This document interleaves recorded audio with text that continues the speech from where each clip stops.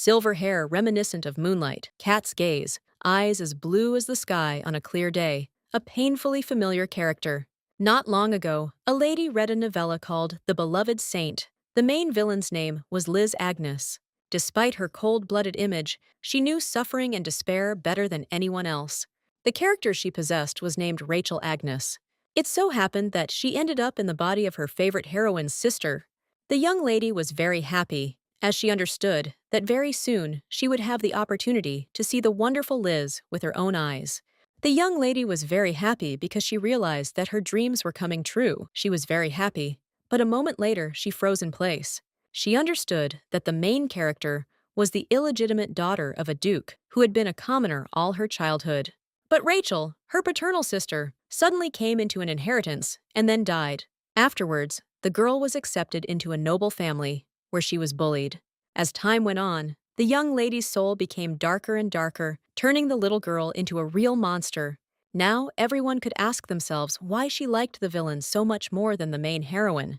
But the answer was simple. Liz was beautiful and smart. She also managed to awaken magical powers in herself, and then crushed all those who mocked her. She remembered what kind of end awaited her sister, and tears welled up in her eyes. She knew that love was this pure desire to fix someone and have absolute power over them. Unfortunately, she was never able to get what she wanted, but at least she tried. In the end, the young lady had no regrets.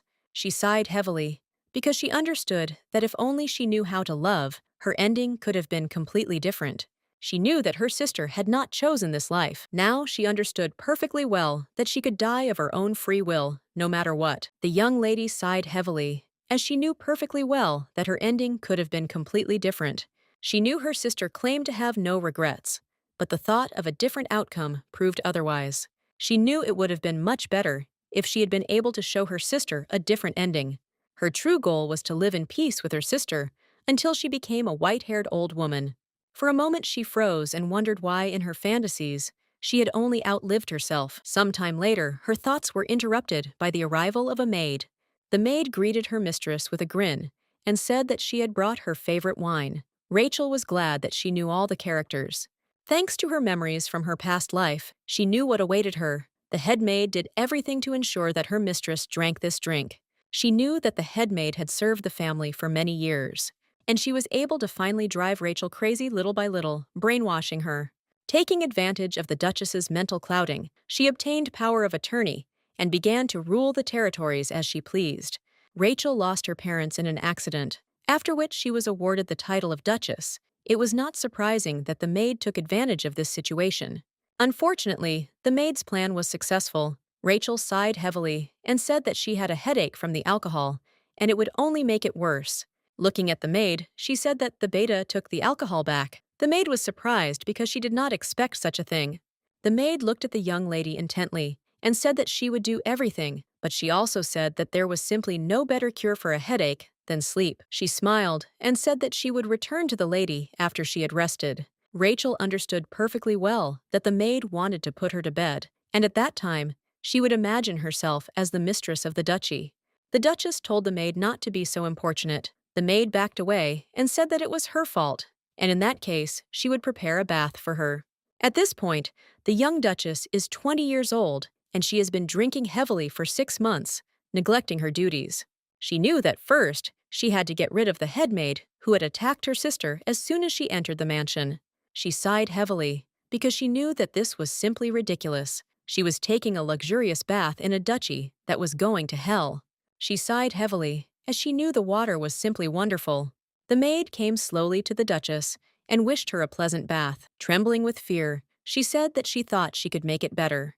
The young lady froze for a moment, as she saw the very wine that the head maid had so persistently tried to pour into her. She looked intently at the maid and angrily asked who had ordered the wine to be brought to her. The maid was taken aback for a moment and froze in place, not knowing what to answer. A moment later, the maid fell to the ground with a crash and begged the Duchess to forgive her. The maid said that she had made a terrible mistake only because she had only recently arrived in the duchy. The young lady looked closely at the maid. She knew she had to start small. She understood perfectly well that she needed to show people that she had changed. She looked closely at the maid and said with a smile that she should not worry, and also asked her name. The maid looked at the Duchess with tears in her eyes, but said that her name was Anne. The Duchess told the maid that she had not yet settled into life at the estate and would not have been able to think of bringing her wine on her own, and she was simply wondering who had sent her to her. Anne hesitated and timidly said that it was the head maid's order, and she told her that the Duchess would definitely want a drink. The Duchess looked at the maid with a smirk on her face and asked her to give her the bottle.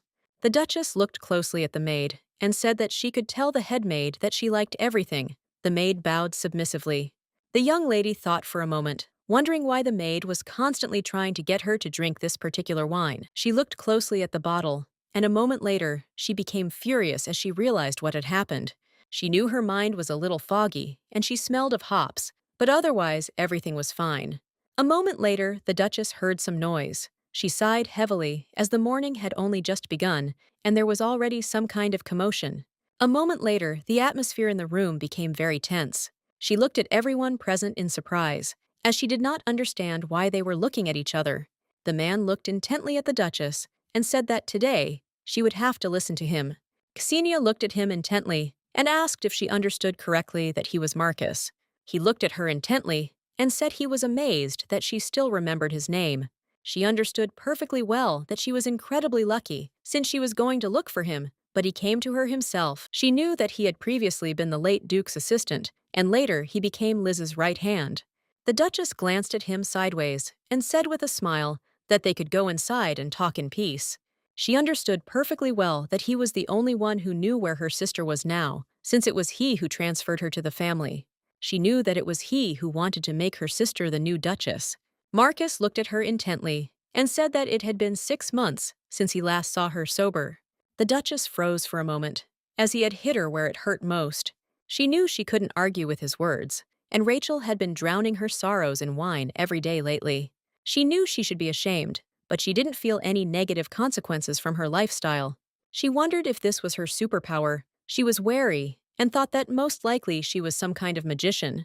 She sighed heavily, because she knew that if things had been exactly like this, then she would not have died so early. She asked what he wanted to talk to her about. He looked at her intently and said that he had brought her documents about the Duke's affairs over the past 6 months. Marcus said that the farmers were left without harvests, and the soldiers and knights had not been paid for several months.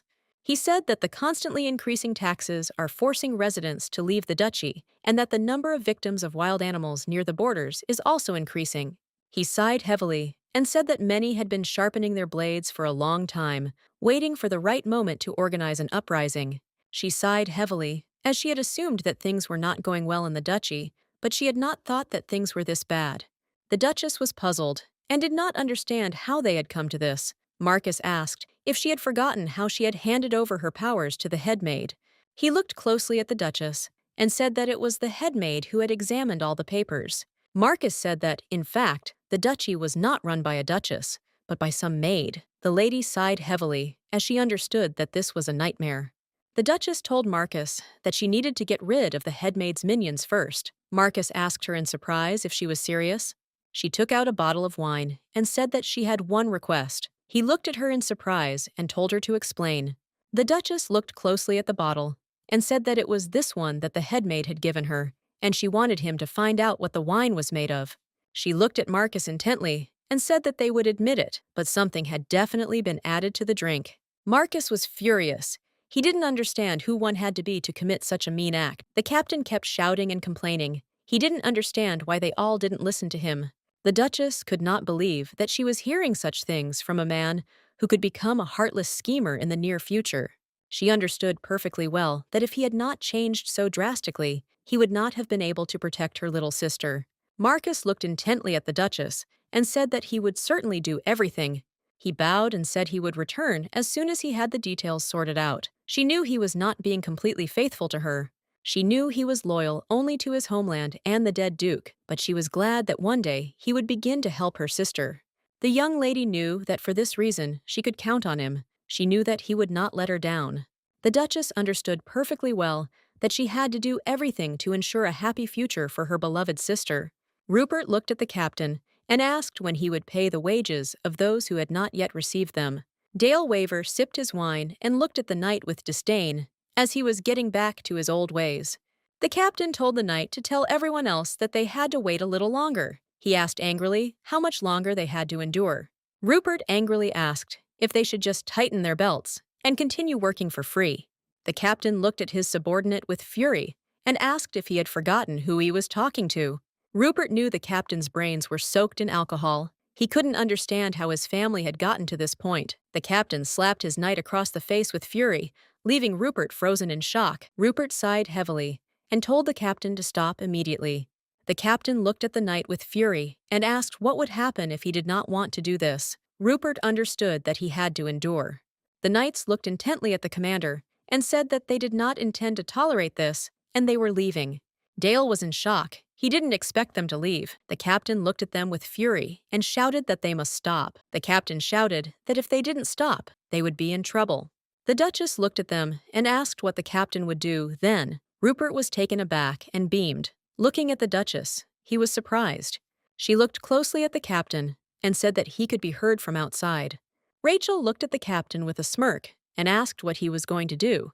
Rachel stood quietly and looked into the room, as it was very noisy. She saw the head maid's cousin. He was a typical example of a man who got everything through connections. She looked intently at his interlocutor, whose name was Rupert Archer. Rupert is a powerful knight who protected the main character, the Saint, in the most dangerous moments. Rachel knew that he was originally part of Agnes's squad. She understood that, judging by the current situation, today was the day he had to leave the estate. She understood perfectly well that she could not let him go, since he was a very outstanding person, and in the future he would achieve the rank of master. She knew that if she didn't hold him back, he would become a hindrance to Liz in the future. She asked the captain if he really wanted to attack him. The captain looked at her in surprise and asked what brought her to them. The Duchess asked the knight for a chair. The Duchess looked closely at everyone present and asked the captain what he was waiting for. She said that he could begin. She looked at them intently and said that she didn't care at all what the outcome was, because it wouldn't affect them negatively. Rupert was momentarily taken aback, as the aristocrat from a highly respected family made a promise. The captain looked at her warily and asked if she really wasn't joking. He froze for a moment as she looked at him with a teared gaze.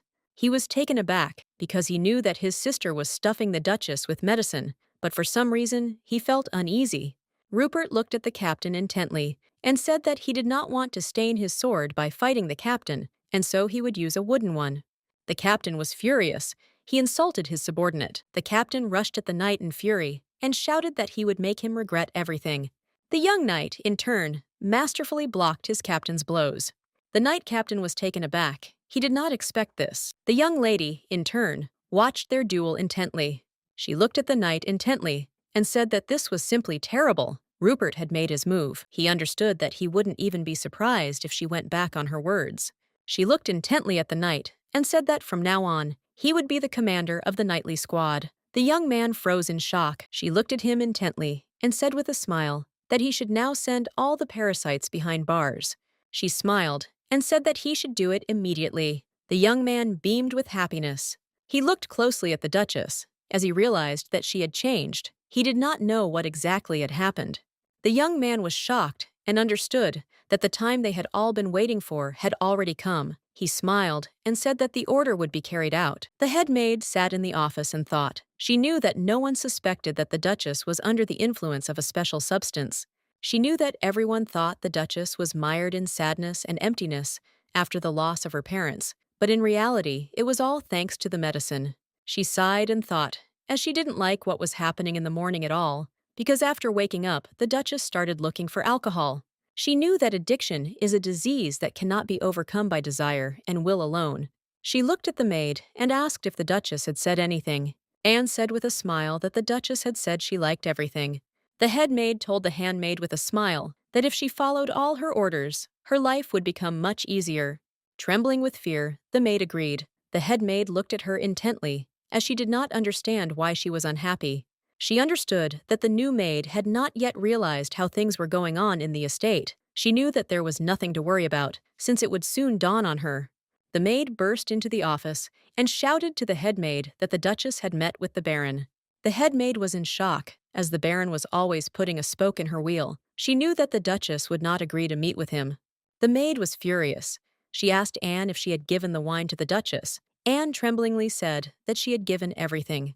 The head maid was furious because the servant did not make sure that the Duchess would drink the wine. She angrily threw a plate at her. The head maid fired the servant. She was furious because she knew that she should have gotten rid of the Baron earlier. The Duchess looked at the captain and told him not to allow anyone to escape from the estate. Looking at the Duchess, he said that he would do everything, no matter what it cost him. She hesitated and told him not to take too many risks. The captain said that she need not worry, as his name and honor were at stake, and he would definitely do the job assigned to him. She sighed heavily, as he was going a bit overboard, and it was even making her nervous. At that moment, the duchy was in a terrible state, even internally. A detachment of knights experienced this firsthand. Many of those who held important positions were demoted. Many left the estate of their own free will. Then all the empty seats were taken by the chief servant's minions. The Duchess knew that she had to catch them. She knew very well that her sister had a hard time because of the head maid. She knew that her sister had appeared at the estate exactly 1 year later, and because of all the suffering, the young lady had become an excellent villain. The Duchess understood perfectly well that this would not happen while she was alive. She wanted to lay a path of flowers before her. She knew that, thanks to Liz, she managed to survive that time. She looked closely at the knight and said with a grin that they could now begin catching insects. The Duchess started when she suddenly heard a noise outside the door. The head maid burst into the office with lightning speed and looked at the Duchess in surprise. The Duchess looked closely at the head maid and asked what she had been doing in her office while she was gone. The maid was taken aback. She timidly said that she was cleaning. Looking at the Duchess, she said that she had heard that something had happened outside, and for this reason, she was just heading towards her. The Duchess looked closely at the maid and said that Britain walked slowly towards her. The Duchess looked intently at the head maid and called her. Rachel slowly began to dry the maid. Looking at the maid, she said that the head maid's place was fine. The Duchess said with a grin that the head maid had now received the jewels and power she had long wanted. Abigail said that she had chosen the jewels for the Duchess. The Duchess smiled and asked if they were all hers. The Duchess looked intently at Abigail and called her. Abigail smiled and told the Duchess that it was hers. The Duchess smiled and thanked the head maid for everything. Abigail looked at the lady in surprise. She was confused and did not understand what was happening, but a moment later, a knight approached her. Abigail was in shock. She didn't understand what had happened and why the Duchess was treating her like this. Looking at everyone present, Abigail shouted that she had been devoted to the Duchess all this time. After the head maid was taken away by the guards, the Duchess looked at the maid and called her. The Duchess looked at the young servant with a smile and said that she would soon need her help. After Abigail was put behind bars, the servants began to return to them. The first to return were the butler and the former maid. The Duchess promoted her to head maid and gave her a list of chores, and eventually all the housekeeping duties were entrusted to the two of them. Meanwhile, the Duchess was drowning in paperwork. Within 6 months, taxes had increased several times over. People were leaving the duchy out of fear of taxes. Unfortunately, the streets were teeming with unemployed and homeless people. Crime had increased several times. She wanted Marcus to return as soon as possible. She knew she had to send Marcus to find out what was in that bottle. According to the plot, the Duchess was supposed to die, but she was reborn in her body. The maid informed the mistress that the commander of the knights had returned. The Duchess looked at her knight in surprise and asked if the head maid had really managed to appropriate these valuables in 6 months. He looked at the Duchess intently and said that this was only a part of it. The Duchess looked at him in surprise, as she was simply in shock. The knight said that he simply brought what was lying in plain sight. Everyone was in shock. The Duchess looked at them and said that both of them were from Waver County, which would definitely benefit them and their financial situation. She knew that the Waver estate and land could only be obtained through a guilty verdict from the court. The Duchess looked closely at the knight and asked if Abigail was still silent. He sighed heavily and said that it was exactly so. He looked at the Duchess and said that she was now being tortured with interrogations, but she was not saying a word. The Duchess knew that Abigail was holding on with all her might because one wrong move could destroy her entire family. Rupert was furious. He shouted that taking someone else's property was a grave crime. He was astonished that Abigail had slipped something to the Duchess. The Duchess looked at the knight intently and asked, puzzled, if that was all for today. Rupert said that he also brought documents for the house in the capital. She saw that Dale Waver bought a house. The Duchess said they should check what his salary was.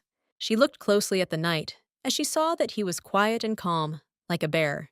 But she knew that he would have to endure a lot in the future. She sighed heavily and said that everyone must have had a hard time because of her. He said that was not true. She was furious because she knew that many people had suffered because of the incompetent headmaid. He looked closely at the Duchess and said with a smile that even if there had been such moments, he was sure that it would not happen again. The Duchess looked at him with a smile and said that, of course, this would not happen again. A moment later, she turned around as she heard someone calling her. She looked at Marcus with a smile as she noticed that he was very late. She looked at him in surprise, as he was not himself. She noticed that he seemed to have aged before her eyes. He looked at her intently and shouted at her that she needed to get a medical examination right now. Dante Gerald looked intently at the owner and said that that was all, and they could leave the rest to the Margrave. Looking at the gentleman, he said that it was time for them to return. Among the enemy tribes living on the border, there appeared those whom even the Margrave could not cope with. The name of their leader is Text. He went against tyranny together with his fellow tribesmen. He fought to the end, but before Archduke Lexerville, he was like a butterfly. While the Archduke himself was in charge of defense, no one could invade the empire. Dante said that they received news from the duchy, Agnes, 6 months ago. The Duke and his wife died, and then problems began in the estate. He looked at his assistant and asked if the Duchess had really abandoned all her affairs and started drinking every day. He said he heard that some hyenas had their eye on the duchy. He asked if the place had been devoured entirely. Dante sighed heavily and said that this was not so, and they said that the Duchess had come to her senses and was now settling all her affairs. The Archduke was surprised that the girl came to her senses. He knew that at every meeting she hid behind the backs of her parents. He knew, of course, what rumors were circulating about him. He wondered if she could manage the duchy with such a timid soul. He knew that if a weak man became the head of a family, the ship was destined to sink in deep waters. He sighed heavily and said that it was time for them to return to the capital. The assistant asked in surprise if he wanted to meet with the Margrave. He sighed heavily, for he knew that his master had destroyed in 1 week an enemy that others had fought for over a year. He knew that although his master resolved this kind of problem very quickly, he was terribly uncomfortable. He had the impression that his master was not concerned with other people's fates and that it did not affect him in any way. He knew that his master had always been a predator who cared only about prey. The doctor looked at the Duchess and said that she was fine. Rachel asked in surprise what was in the bottle. Rumon Tudos frowned for a moment, looking at the Duchess. But a moment later, he asked her if she knew anything about Pierrot grass. Rachel said she had not heard of it. She looked at the doctor and asked what kind of herb it was. Rumon, puzzled, said that it was a fairly well-known poison.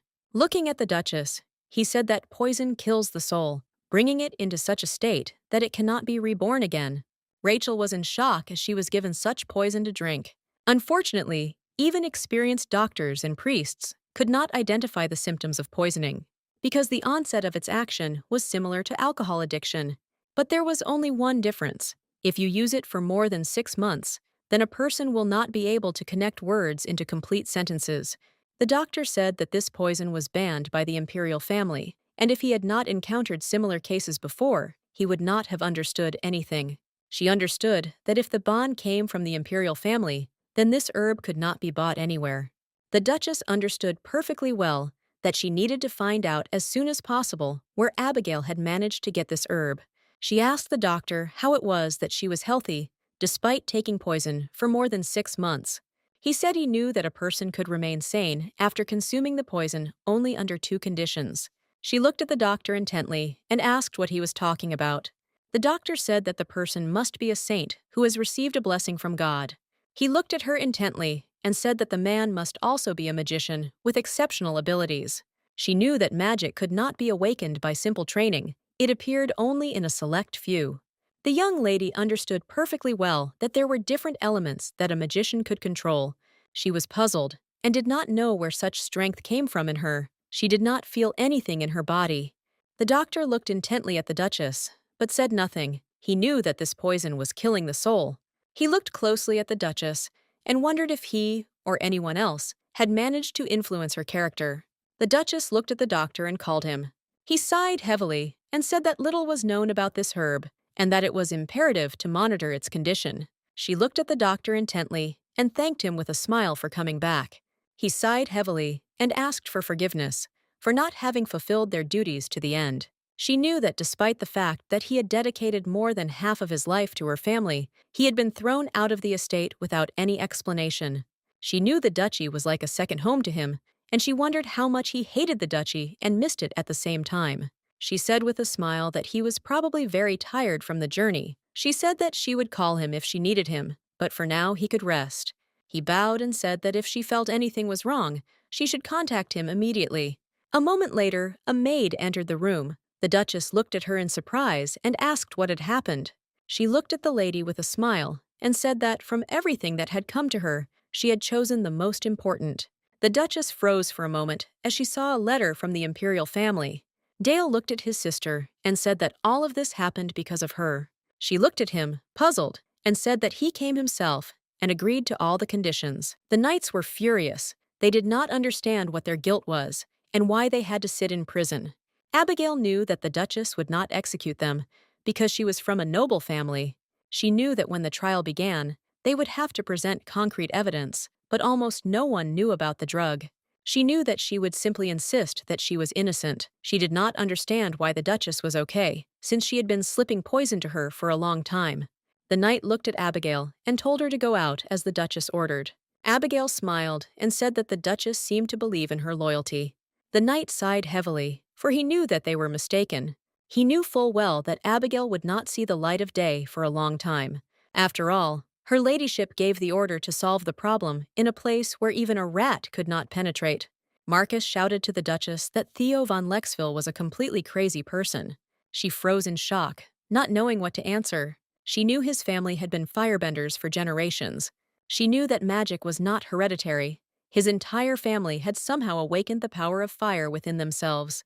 In return, they were forced to become hunters, spending their lives in fierce battles. Some called it the blood curse. She had one specific reason why she remembered all this. The imperial family held a banquet in honor of the Duke's victory in the war. She knew that after the main male character became emperor, the current archduke was soon buried. She looked at the assistant and asked if she could not take part. He sighed heavily and said that she knew the answer herself. He shouted that they would have no other chance to inform everyone about the return of the Agnes family. He looked closely at the lady and said that if she was worried about the Archduke, then maybe she should just not approach him. She sighed heavily because she felt uneasy knowing what kind of end awaited him. She knew that the current emperor was the protagonist's uncle, who would punish him in the future. She read in the document that the imperial family had imposed a ban on the sale of Pierrot's herb. She sighed heavily as she felt somehow uneasy. She was puzzled and very tired. She glanced sideways at the assistant and asked if he had anything to tell her. Marcus looked at the lady in surprise and asked what she was talking about. The Duchess sighed heavily and said that she was talking about a girl named Liz Agnes. He had never seen the Duchess so confident in every word. She said that she knew that he knew where the girl was. He didn't understand why she suddenly decided to find her half-sister. She looked at him in surprise and asked if he was asking why she couldn't turn a blind eye to the fact that her sister lived on the street. He looked at her intently and asked if she could make him a promise out of respect for the previous duke. He knew that the current state of affairs in the domain left much to be desired, and he wanted to wait until everything improved. Rachel looked at her assistant with a beaming smile and said that they simply loved their job. He looked intently at the young Duchess, as he did not understand what she was planning at all. He wondered if she had good intentions when asking about her sister. He knew that aristocrats usually left an illegitimate child to rot in the streets. The young lady knew that taxes in their duchy had increased several times over the past 6 months. Because of this, the people's peaceful life ended, and then it was announced that everyone would be exempt from taxes for the next quarter. He said that most people couldn't read, so he hired some people to spread the word. Marcus looked at her intently and said that soon everyone would find out. She frowned and thought. She thought for a moment about the education of the people. She wanted to think about creating an academy later. She knew that she had to create a comfortable environment for her sister to grow in, and to do that, she had to become stronger. She knew that in this life, she would do everything to ensure that her sister found happiness. The Duchess understood perfectly well that first of all, she needed a lot of money. The things that once belonged to the senior servant had to be sold secretly, which is why they were only able to get half the amount due. but she knew that even small crumbs helped to increase the budget of their duchy a little. She smiled and said that it was time to finish up with business for today. Marcus began checking the documents. Looking at the Duchess, he said that he approved all her documents.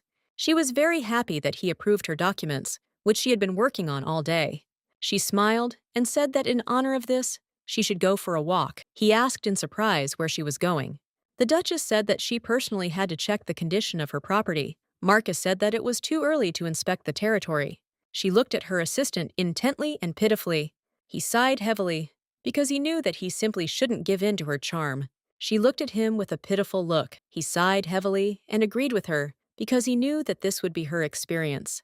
Rachel screamed when the carriage hit a rock. She was in shock. Anne was surprised, as it was the first time she had ridden in such a comfortable carriage, and the Duchess was shocked. She knew that as soon as she saved up a large sum of money, she would certainly sort out all the problems of the local roads.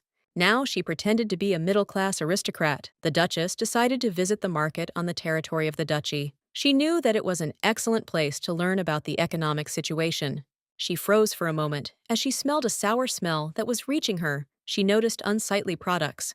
She was shocked because the goods were of low quality. Supplies were difficult because many merchants left the Duke due to the increase in taxes. She was puzzled because she realized that things were much worse than she thought. She was furious because she realized that there were many problems that she needed to solve as soon as possible. A moment later, they noticed a brother and sister selling flowers. The boy looked at his sister with tears in his eyes and said that they seemed to be ignored and that they had not sold a single flower. The girl smiled and told her brother that things were hard for everyone right now, but he shouldn't cry. The maid looked at her mistress in surprise, as she had gone somewhere. The Duchess looked at the young people and said that she would like to buy all the flowers from them. She asked how much they cost.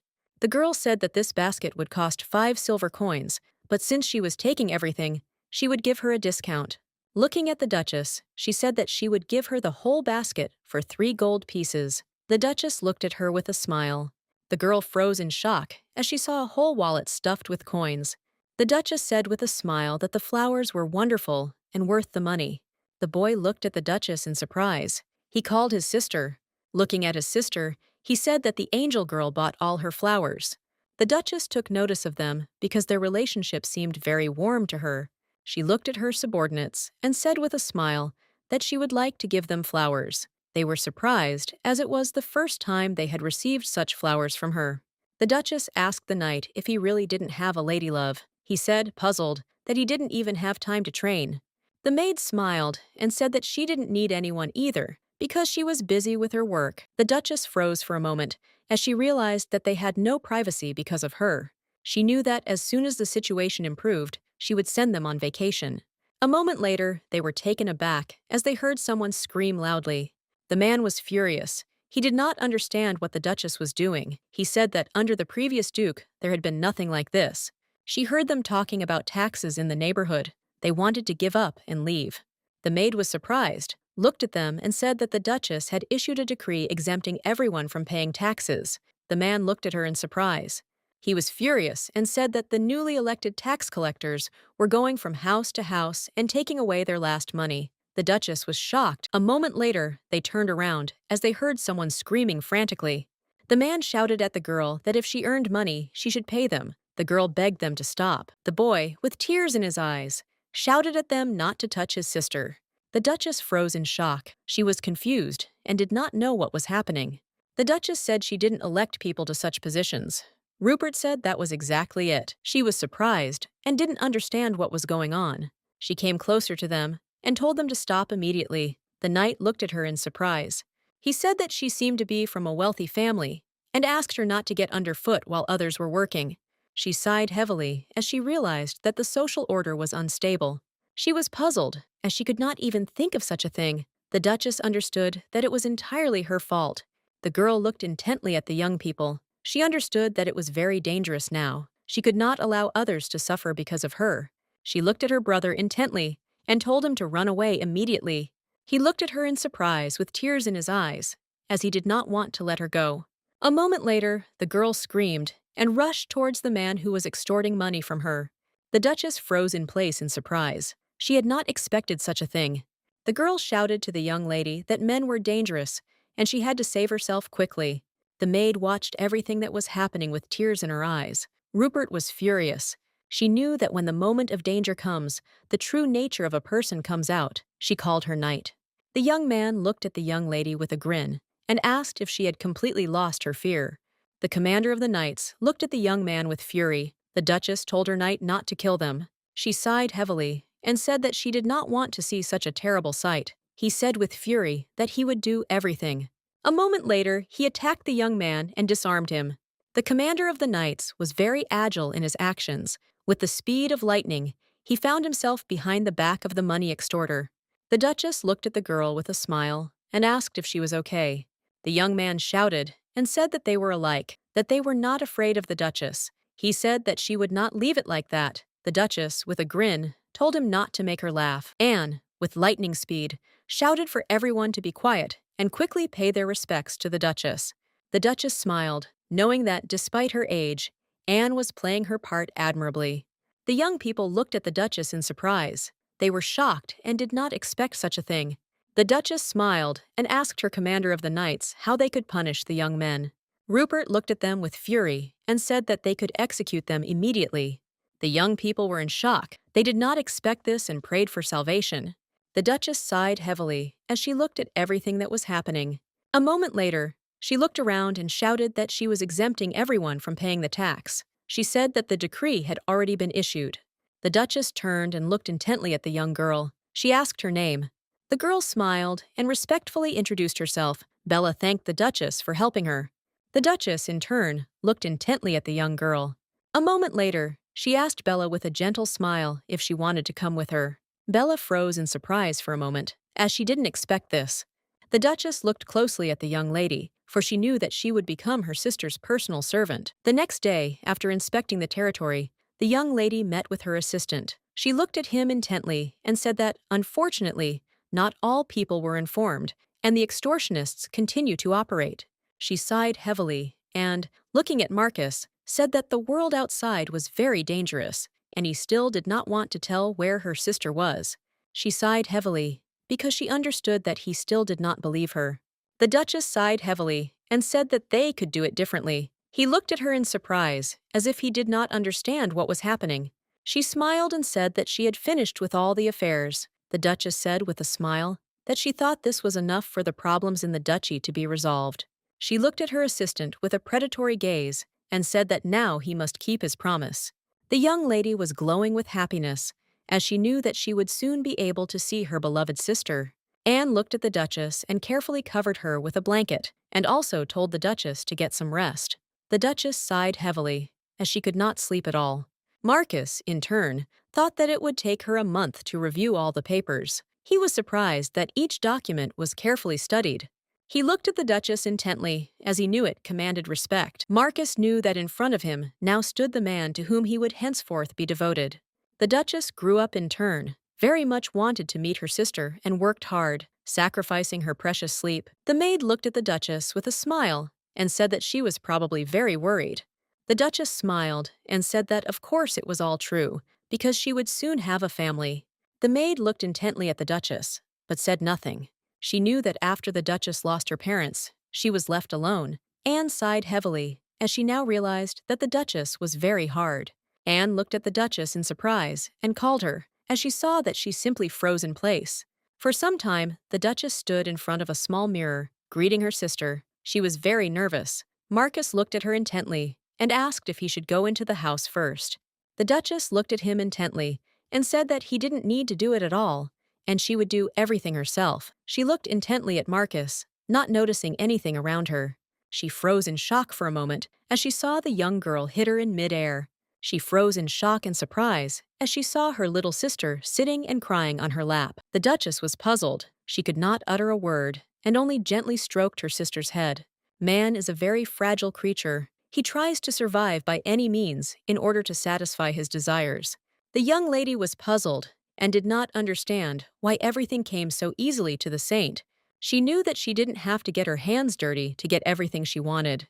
The young lady, in turn, never received from others the warmth with which the saint was so freely bestowed. She never felt or knew what peace was. The Duchess looked at her sister in surprise, as she did not expect such a meeting.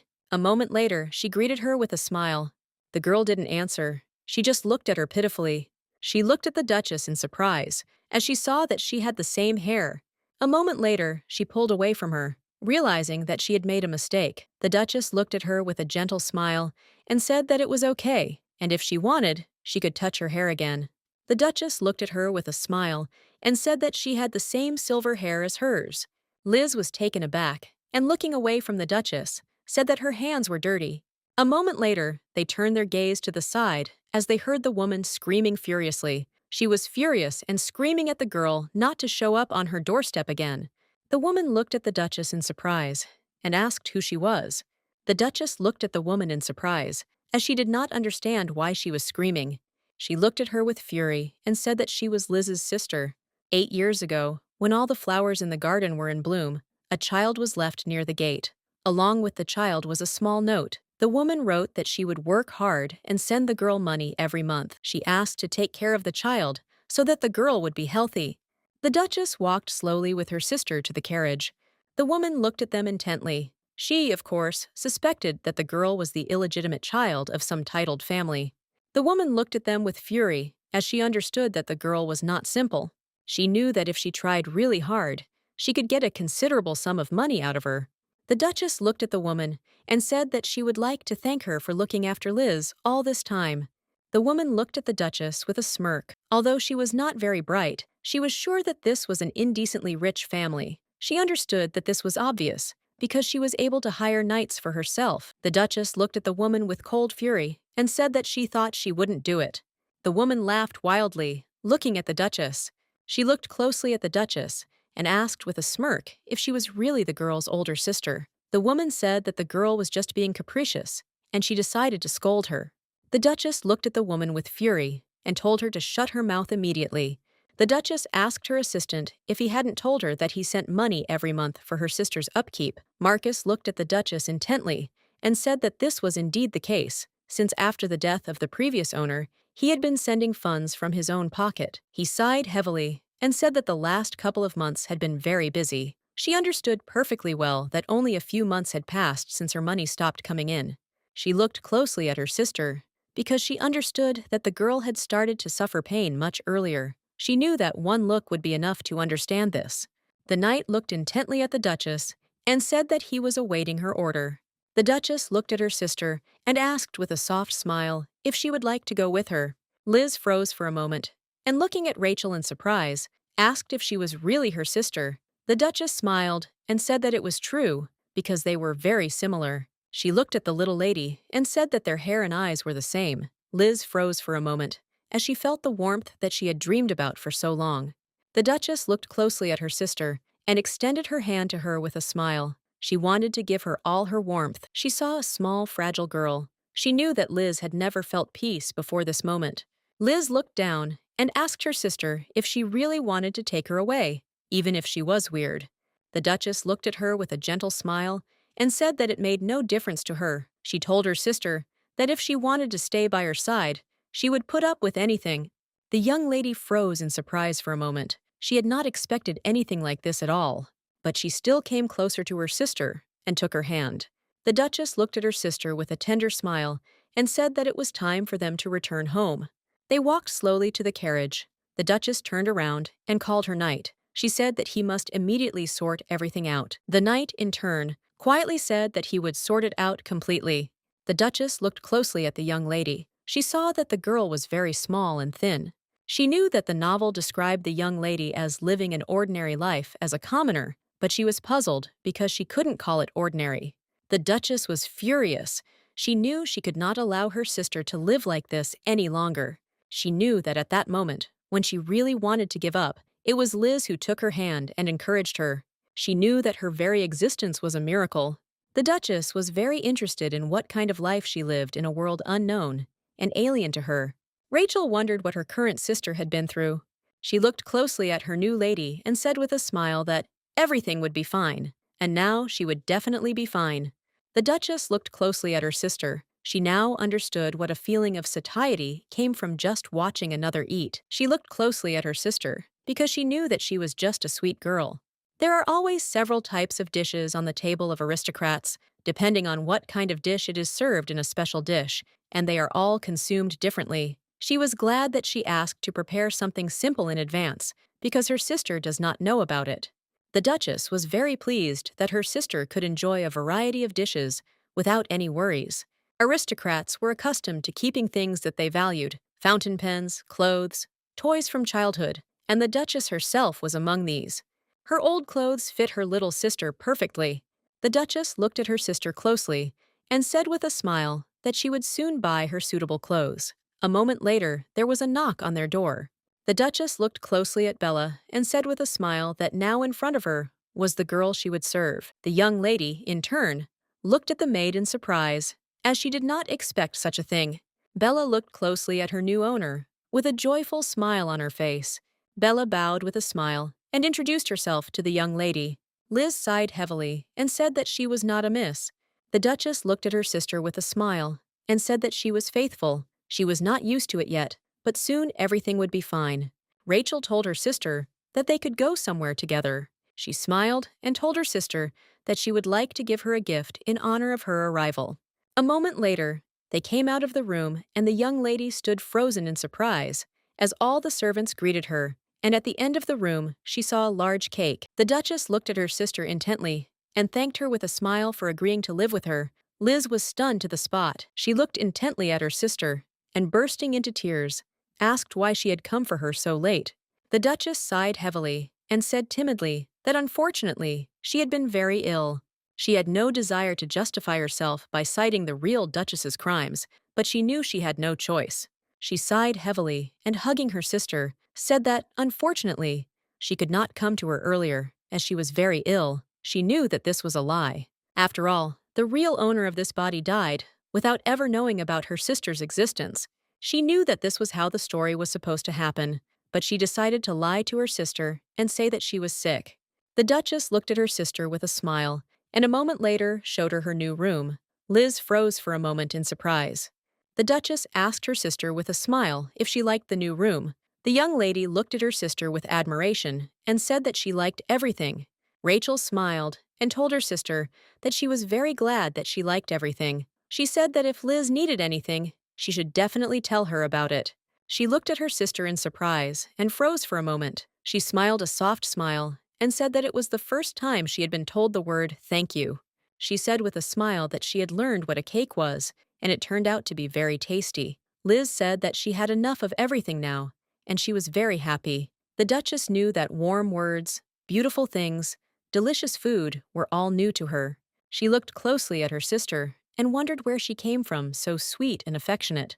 The Duchess hugged her sister tenderly. Liz looked at her sister intently and said that she would like to ask her one question. She was surprised and did not understand why the Duchess was so kind to her. Liz looked at her sister intently and said in all seriousness that she didn't know what kind of child she really was.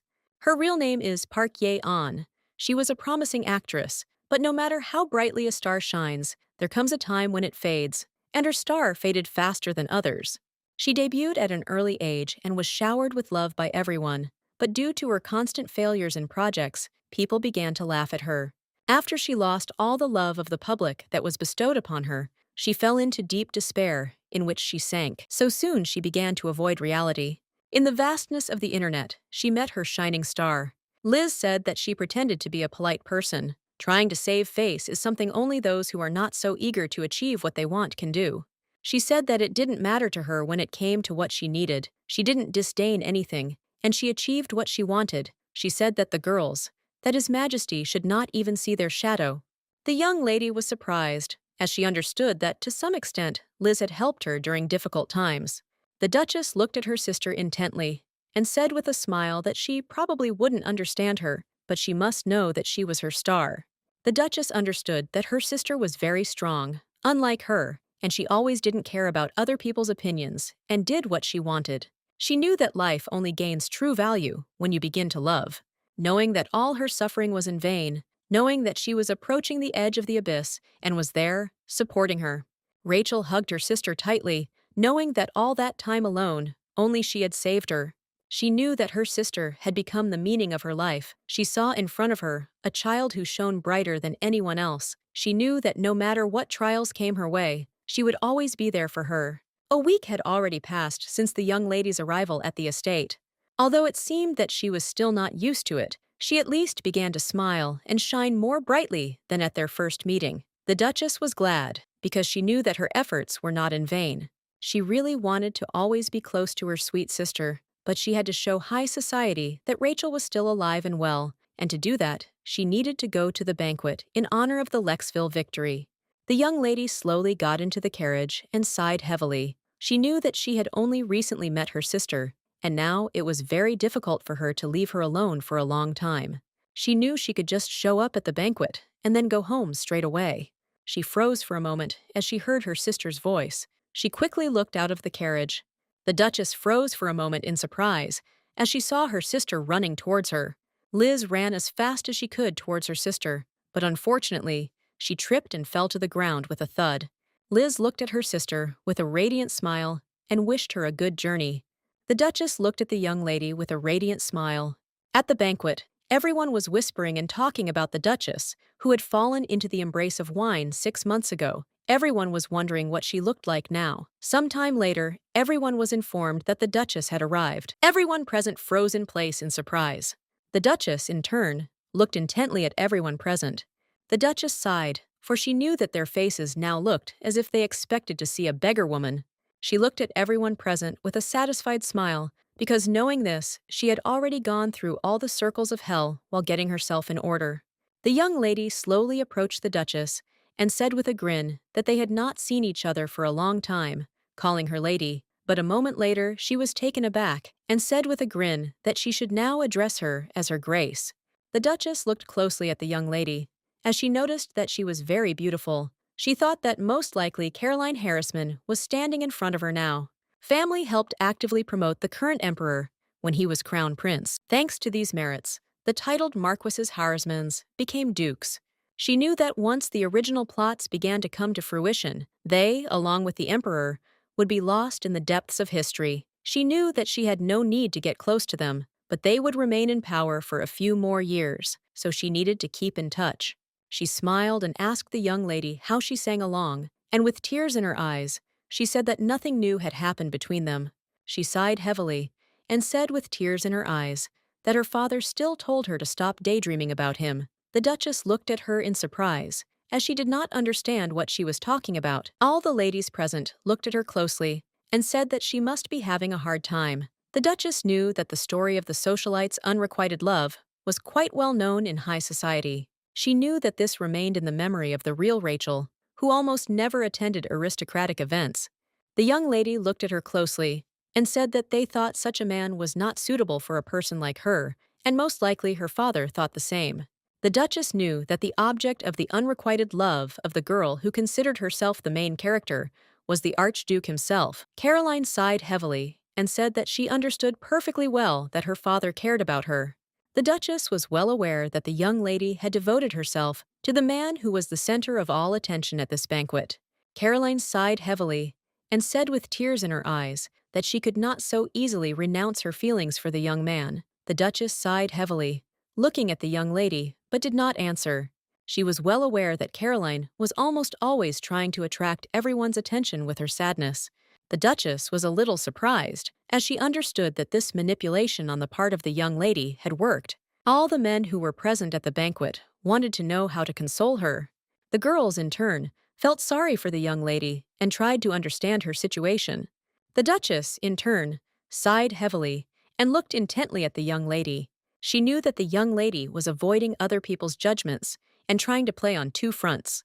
Caroline, in turn, looked intently at the Duchess with surprise on her face. She did not understand her reaction. The Duchess looked closely at the young lady, who had previously worked in the media industry, and at people like her, who she saw every day. But a moment later, she turned around, as everyone present was informed that the Emperor had arrived at the banquet, along with the Archduke. The Duchess, in turn, looked intently at the current Emperor. Next to him she saw a young man. It was the Archduke himself. Caroline, in turn, looked at the Archduke with admiration. The Duchess was a vague memory of the body's previous owner, and remembered that the Archduke was very attractive. She looked at him in surprise. As she had not thought at all that he would be so handsome, she glanced sideways at the young lady, as she understood that her unrequited love was entirely justified. She was surprised and wondered how he could have been involved in what was said about him. For a moment she stood frozen in place, blinded by his beauty. But a moment later she screamed in her mind that she had to come to her senses. She understood perfectly well that she should now appear before the emperor and not look at the face of a handsome young man. She knew that Harrisman was the one going to the audience first, and in the hierarchy she will be next. She saw how Caroline stared at the Archduke. The Duchess sighed heavily, as she knew that the young lady was about to burn a hole in the Archduke with her gaze. She sighed heavily, as she knew it was her turn, and a moment later, someone pushed her. She glared at the man who was looking at her with a smirk. The man looked at the Duchess with a grin and said that he did not expect to meet her at all. A moment later, Madame appeared from behind the man and, looking at the Duchess with a grin, asked how she had chewed. The Duchess looked at them closely. She knew that this was the family of the Marquis of Cavendish, and they tried to conflict with the previous Duke at every opportunity. She knew that she should not get involved with them and get into trouble. The Marquis looked closely at the Duchess and said with a grin that she had not yet had a single official reception with the Emperor. He looked at her with a smirk and asked what she would do if she made any mistake in front of the Emperor. He said that first they would go and introduce themselves, and she could watch them and gain a little experience. The Duchess listened to them silently. A moment later she laughed. She looked at them intently and said that she thought she shouldn't follow the example of people who don't know what hierarchy is. The Marquis and his wife froze in place from shock and surprise. The Duchess turned around with lightning speed. She decided to leave their company. She understood that they just wanted to hurt her. A moment later, she slowly walked up to the Emperor and greeted him. Introducing herself, the Emperor looked at her intently and said with a smile that he was very glad to meet her. She glanced sideways at the Archduke and also congratulated him on his victory. The Archduke looked at the Duchess in surprise, but said nothing. She looked at him intently, with a gentle smile on her face, as he seemed somehow dangerous to her. The young lady, in turn, thought that it would be enough for him that she simply greeted him.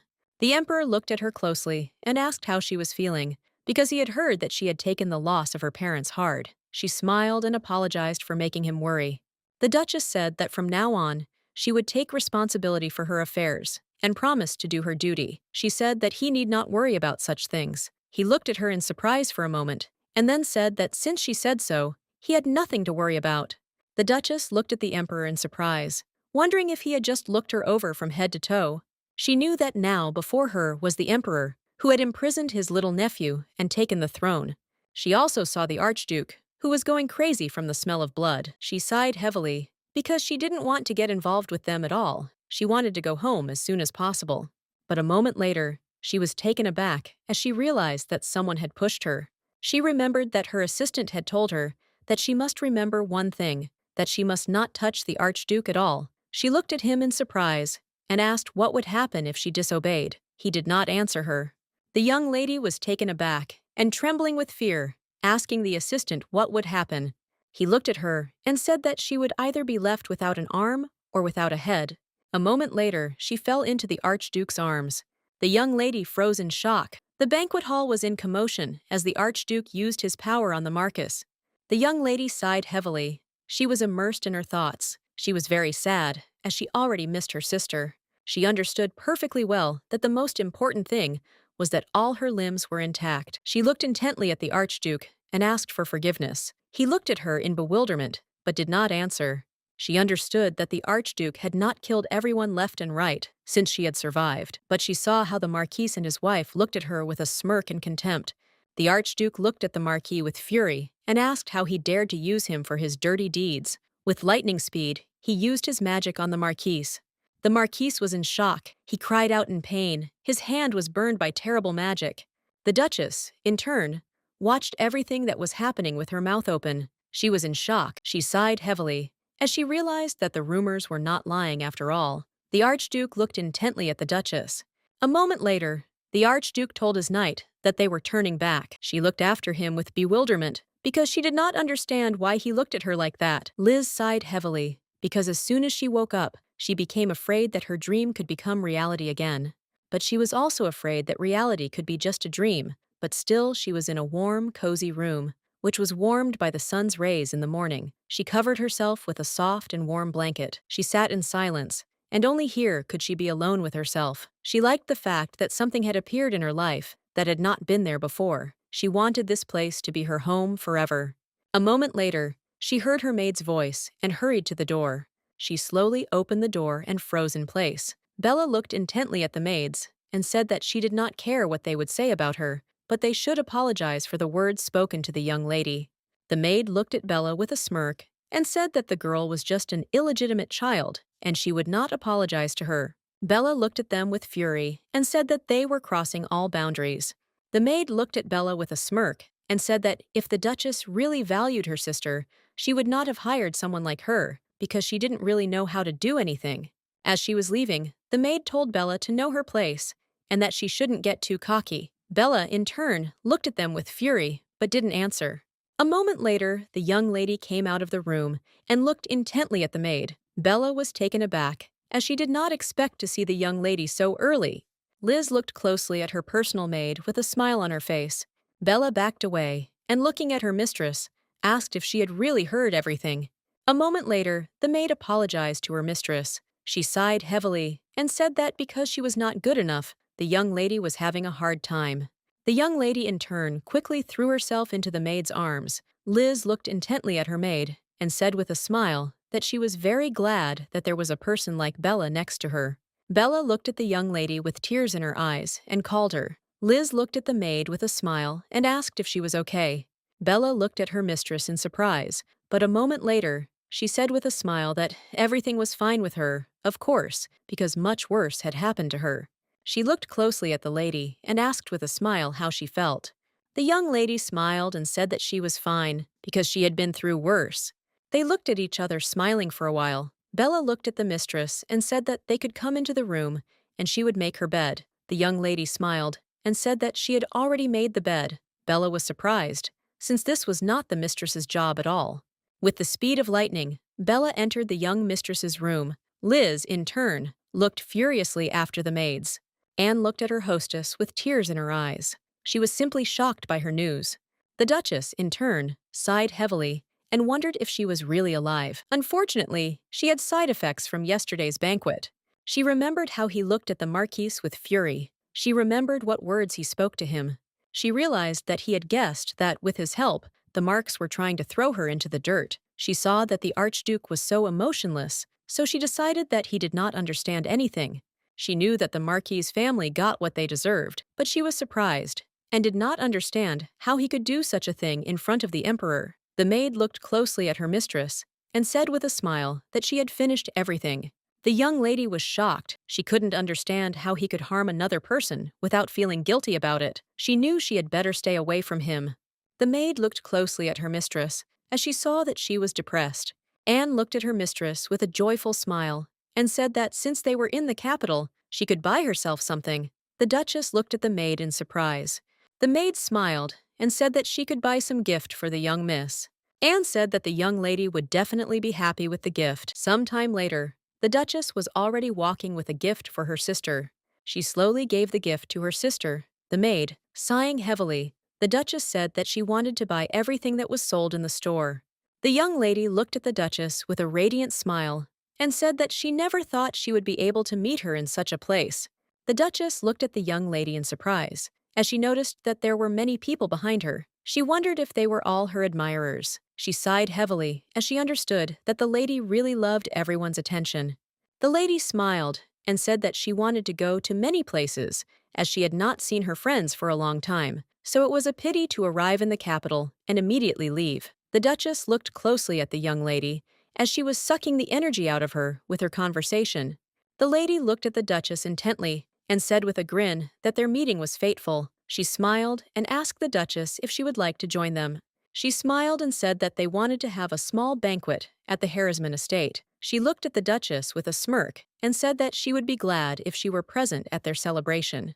The Duchess, in turn, looked intently at the young lady and said nothing. For the others, she prepared tea, and for the young lady Duchess, she prepared a glass of wine.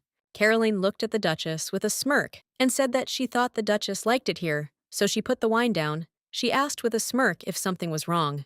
The Duchess looked at the young lady with fury, for she knew that she had liked it. She looked at the young lady with cold fury and said that she was glad that the young lady had thought of her after all. Caroline said, smiling and with tears in her eyes, that this was very good, as she was very worried that she had done something wrong. She looked closely at the Duchess and asked if everything had been well since last night. The young man looked at the Duchess and said with a smile that the young lady was very worried about her. The young man smiled and told the Duchess that she had almost been hurt yesterday. The lady smiled and said that the Duchess had a very bad reputation. The Duchess glared at them but said nothing. She knew they weren't worried about her at all. Rachel knew Caroline was up to something, and that was the reason she was being so nice to her. The Duchess, with a smile, thanked everyone present for their concern. She smiled and said that, as they could see, everything was fine with her, so they had nothing to worry about. Caroline smiled and asked the Duchess if she knew the Archduke. The Duchess sighed heavily and said that they had met a couple of times at official meetings. Caroline was taken aback for a moment and said that it was very strange, because he had never been like that before. The Duchess looked closely at the young lady. She understood that the lady wanted to know why he had not attacked her in a fit of anger. The Duchess wondered if this oddity had really disappointed her so much. Caroline looked closely at the young Duchess and said that she had long been interested in the Archduke, and for this reason she thought that there was something between them that she did not know about. Caroline was taken aback and asked for forgiveness. Everyone present rushed to her. They were very excited. They looked intently at the young lady and said that the Archduke knew perfectly well about her feelings, and everyone knew perfectly well that she had been in love with him for a very long time. The Duchess, in turn, sat quietly and dried them. Caroline looked at everyone present with a smile and thanked them for their comfort. She smiled and said that she was being threatened by very kind people, and she thought she was the luckiest person. The Duchess, in turn, looked intently at the young lady and laughed. Caroline looked at the Duchess in surprise, as she did not expect such a thing. The Duchess looked at the young lady with cold fury and asked if she really needed to apologize for being unharmed. She looked at the lady intently and asked if that was what she really wanted to say. The young man, in turn, was taken aback by the smile and said that that was not what we were talking about now. Caroline looked at everyone present with a smile on her face and said to the Duchess that she should forgive everyone present for their rudeness. She said that they were probably scared when they saw her tears. The Duchess, in turn, understood perfectly well that she did not need to establish connections with the Harrisman family, but she understood perfectly well that if she appeared in a bad light now, then her sister would have a hard time in society. The Duchess looked at the young lady with cold fury and asked if she had completely forgotten her rudeness. She had no intention of poking the young lady in the face. She pushed the glass away, and it fell to the ground with a crash. The butler looked closely at the Archduke and asked if he had finished his business. Theo looked calmly at the butler and asked if nothing had happened. The butler smiled and said that everything was calm in the palace. Dante looked closely at the gentleman and asked him to be a little more decent. He asked the Archduke with embarrassment whether he was not even ashamed. Theo looked intently at everyone present and said that this was his palace, and he could leave as he wished. The butler looked at the Archduke's assistant with a smile and said that the Archduke could walk as he wished. Arthur looked at everyone present with a grin and said that he liked it. Dante looked at her master with irritation and told him to stop causing trouble. He did not understand why his master had set fire to the Marquis's hand.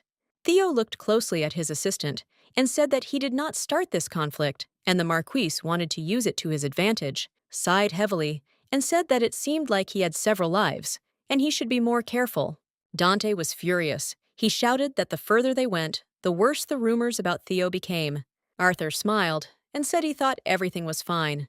Dante was furious. He hit Arthur on the head with lightning speed, and he fell to the ground with a crash. Theo looked at them intently and asked them to calm down. He said that they needed to do something. The Archduke looked sharply at his assistant and told him to find out about Rachel Agnes. Dante thought for a moment.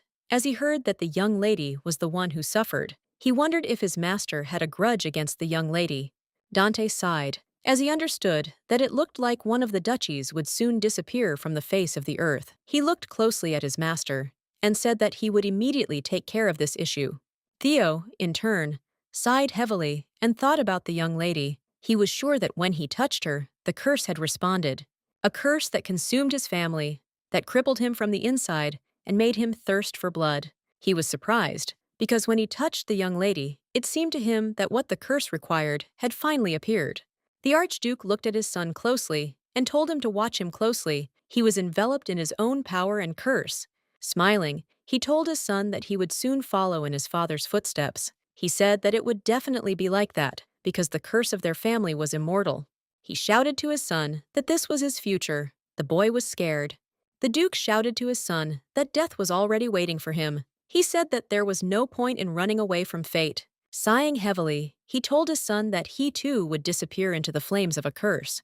Theo understood perfectly well that he needed to check everything as quickly as possible. He knew he needed to meet the young lady as soon as possible. He wondered if she was really the one who would free him from the shackles of evil fate. With the speed of lightning, the young lady left the carriage. She sighed heavily, as she was very tired. Ellis Wither, the head maid, looked closely at her mistress and greeted her. She said that she would certainly report to her now about everything that happened, estate in her absence.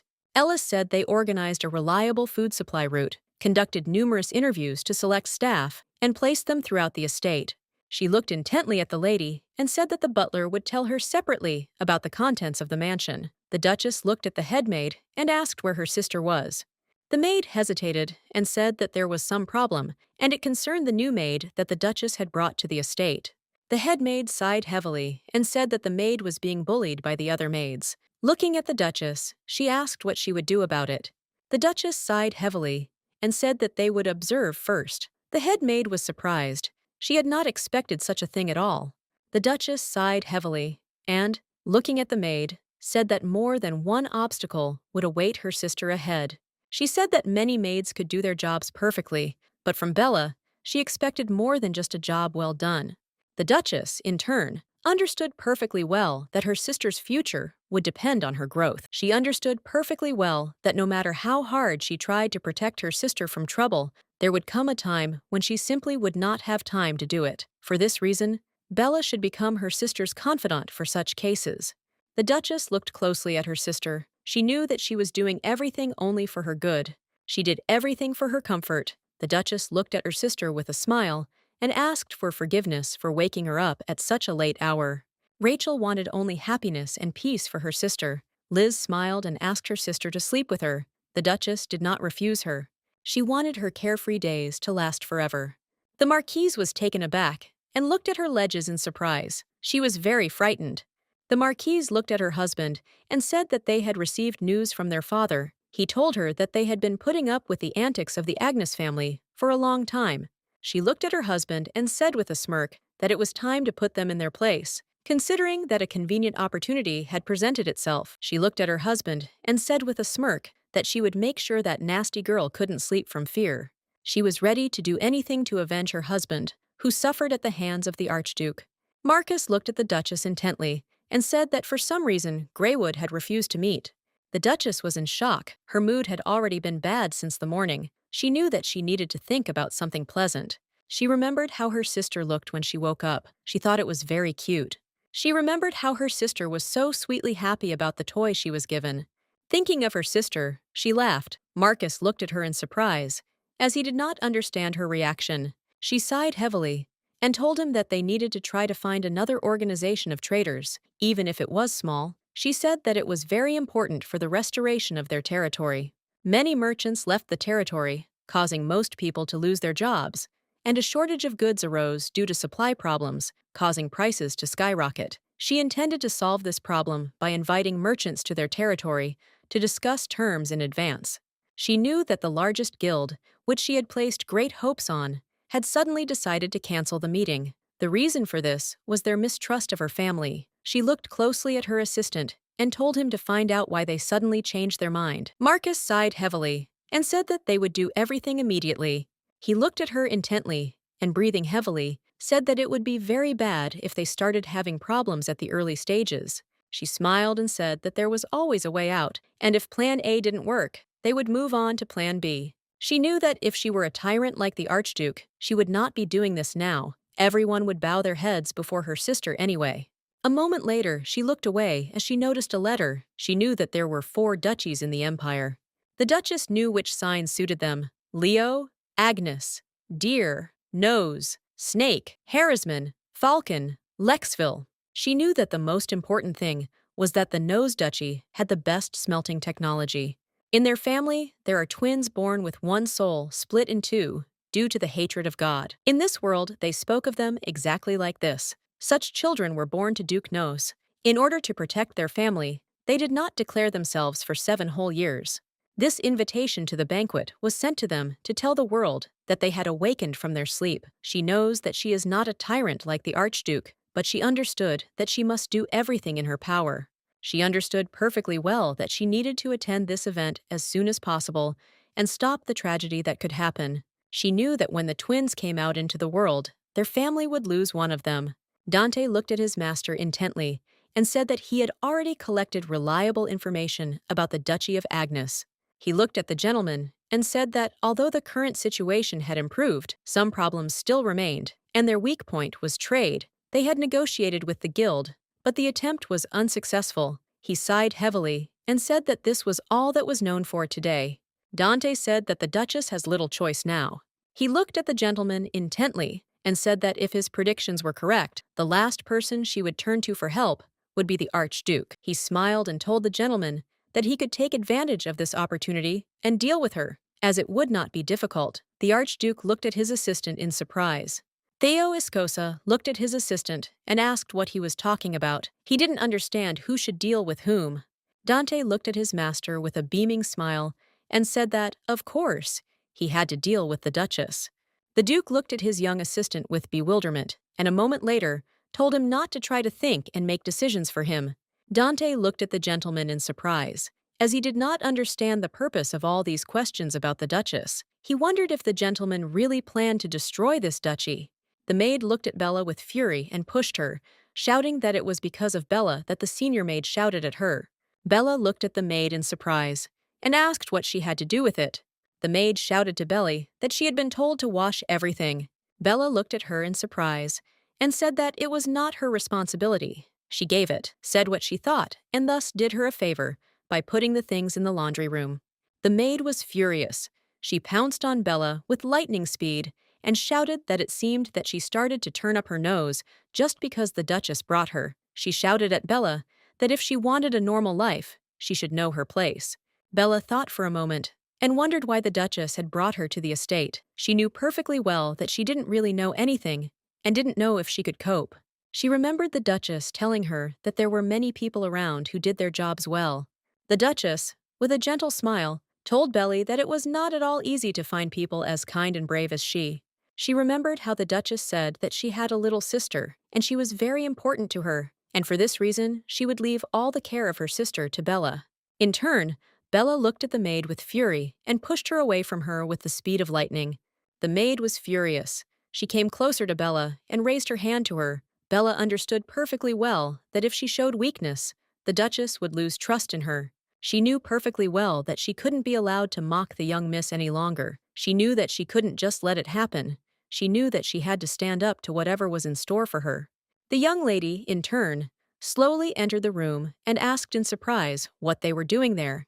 She looked at them intently as she saw everything that was happening. Bella was taken aback and tremblingly called out to the young lady. The maid looked at the young lady in surprise, but did not answer. Bella was furious and did not understand how she was behaving in front of her mistress. The young lady smiled and told her maid that everything was fine. Bella looked at her mistress in surprise. A moment later, Bella came closer to the young lady and called her. Liz looked intently at her maid. Bella, in turn, could not bear it and burst into tears in front of the young mistress. The young lady looked closely at her maid and asked if she wanted the maid to disappear. Bella froze for a moment in surprise and, looking at her mistress, asked what she was talking about. Liz looked at her maid with tears in her eyes and said that the maid was always bothering her, and that was the reason she was very bad. Bella smiled and said that she was just really angry. She said that if you judge her from her side, then she probably really is an eyesore. The young lady looked at the maid in surprise. Bella smiled and said that she was clearly in her way. Bella sighed heavily and said that the maid had studied, built a career, passed interviews, and then got into the duchy, and she was here thanks to the Duchess. She sighed heavily and said that it was still wrong to take out her anger on her. She understood perfectly well that it was also important for her to learn something, and she did not at all want others to doubt the Duchess's love for her sister because of her. The young lady muttered something quietly, but angrily. Bella looked at her mistress in surprise and asked what she had just said. The young lady looked intently at her maid, but did not answer, and Bella froze in surprise for a moment. Liz looked at Bella and asked if it hurt. She smiled and asked Bella if she wanted her to blow on the wound. Bella looked at the lady with a surprised smile and asked if she would really do it. The young lady smiled and said that she would do it. She thought for a moment, because she really wanted that maid to disappear as soon as possible. She knew that her sister was very mistaken, because she was not such a kind child as she seemed at first glance. She had a very dark and cold soul. She was always told that she was a strange and unpleasant child. She knew that her sister was shining like a star. She gave her her love, but still Liz was puzzled and did not understand why all this happened to her. She knew that her sister was the most beautiful in the world, and now there was a scratch on the first toy that her sister gave her. The young lady was furious, and this was beginning to anger and upset her.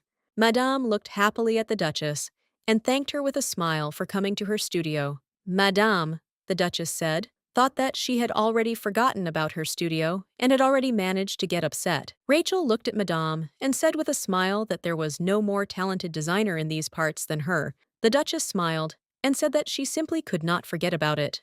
Madame sighed heavily and said with a smile to the Duchess that she had not visited her for a long time, so she thought that perhaps she had offended her in some way. Madame bowed low and thanked the Duchess for delighting her with her presence. The Duchess looked at Madame intently, but said nothing. She understood that the power of wealth and power was simply amazing. Madame looked at the Duchess with a radiant smile and served her tea. She said that she had prepared it especially for her, because the tea petals were of the highest class. She smiled and told the Duchess that this time she had visited her studio with a wonderful girl. The madam smiled and asked what the young lady's name was. The Duchess said with a smile that she needed to pick up a few things, but first they were looking for a few outfits, and for her sister, she was a success. She said that her sister was really her dear. Madam looked at the young lady closely and said that she was very good. The Duchess smiled and said Madam to stop a little, as the young lady was already getting embarrassed. The madam looked at the young ladies with a smile and said that she thought the very dress they had brought just recently would suit the young lady. The Duchess looked at Madame in bewilderment, not understanding what they were talking about. The lady smiled and said that she had specially prepared it to show them, but for safety reasons, it could not be taken out yet. The Duchess sighed heavily and said that in that case, they could come to the workshop. She looked at Madame and asked her to attach a man to her sister so that she could quietly look around while they were gone. Madame smiled and said that she would of course do everything quickly. The Duchess looked intently at her sister and, with tears in her eyes, said that she would be back soon. The young lady looked at Liz menacingly and asked if she was Auntie Ance's little girl. She said everyone was saying she was either killed or kidnapped. She looked at Liz with a grin and said that she looked great. Liz, in turn, looked intently at the girl, but did not answer. The madam angrily shouted at the young girl that it was she who had stolen the potatoes from their house. Liz looked at her in bewilderment and asked what she was talking about. The madam grabbed her by the hair in rage and began to scream and beat her. At the same time, she saw a girl who was looking at her with a grin and holding a sack of potatoes in her hands. Liz looked at the girl intently, but said nothing. The girl smiled and looked at the young lady and asked if she really had a guardian. Liz looked at the girl with cold fury and told her to leave her alone while she spoke nicely. The girl looked at her with a smirk and said that she was not scared at all. She looked closely at Liz and with a smirk said that since they met again, she could do a good deed. She said that Liz could buy more clothes from her. After all, they had a good relationship in the past. She knew that she couldn't ask such a thing of a girl who wasn't even considered a person. After all, it hurt her pride. But if she didn't fulfill the monthly quota, then she would be fired, and this way she could keep her job. On this street, they cling to the status of even the person passing by. If someone is dressed in cheap and simple clothes, he is escorted away from this place. The most influential studio here is Eliard. The young lady went out of her way to get this vacancy. She managed to get to this street with great difficulty. She understood perfectly well that she had to become rich and walk with her head held high. The young lady sighed heavily. She had no desire to meet anyone connected to her past. She was puzzled because she felt like she was in a sweet dream. But, unfortunately, she was forcibly returned to the cold and cruel reality. She understood perfectly well that she needed to think about good things. She thought about her beautiful and beloved sister. The girl looked at her with fury and asked if she heard what her elder sister was telling her. Liz looked at the girl with a smirk and a moment later threw a cup of tea at her. The girl screamed, as she did not expect such a thing. She looked at Liz with fury and shouted something. "Just a crazy bitch!" She was furious and asked the young lady if she knew how much all this cost. Liz looked at the girl intently and said with a smirk that she only had one older sister. The girl looked at her in bewilderment and asked what she was talking about. Liz looked at her intently and said that her sister loved her very much. Liz looked at the girl with a smirk and said that she seemed to have warned her. She slowly raised the glass above her head. Liz looked at the girl with fury and said that it would be better if she didn't touch her. A moment later, she poured the contents of the glass over her head. The young lady sighed heavily. She understood perfectly well that the wounds received in the past did not heal as easily as she had previously thought. This became clear to her when she saw the expression on her sister's face. The Duchess was furious. She did not understand why people could not treat her carefully without causing her pain. She wondered if it was all for the plot. She was furious and wondered if they had to create a villain. She looked at everyone present with fury, as she could not allow such a thing to happen. The girl froze in shock for a moment. She didn't know what to do or how to get out of this situation. Liz sighed heavily and looked at the girl with tears in her eyes. She said that the girl told her that she had no right to be in a place like that. She sighed heavily and, bursting into tears, said that, unfortunately, this was not her level, and she did not measure up to them at all. The Duchess rushed to her sister. She hugged her tightly. Liz, bursting into tears, said that she herself did not know her place. The Duchess was furious. She knew perfectly well that her sister was constantly being offended by people, and she was disappointed in them every time. Rachel knew perfectly well that whatever she said now would not help heal her emotional wounds. The Duchess hugged her sister tightly and told her to remember just one rule. She angrily told her sister not to let anyone bully her. The Duchess told her sister that she was the dearest person to her, and she must not forget it. Some time later, the Duchess visited the Knowes estate. Noel and Jael greeted the Duchess. The Duke looked at the young lady with a smile and thanked her for coming to visit his grandchildren. Looking at his grandchildren, he said with a smile that they appeared at the end of his life, and for him, they were simply treasures. She knew that the recent events had made her even more convinced that she needed power. She knew perfectly well that she had to make sure that no one dared to harm her sister again, and she had to make sure that her sister no longer had to cope with everything alone.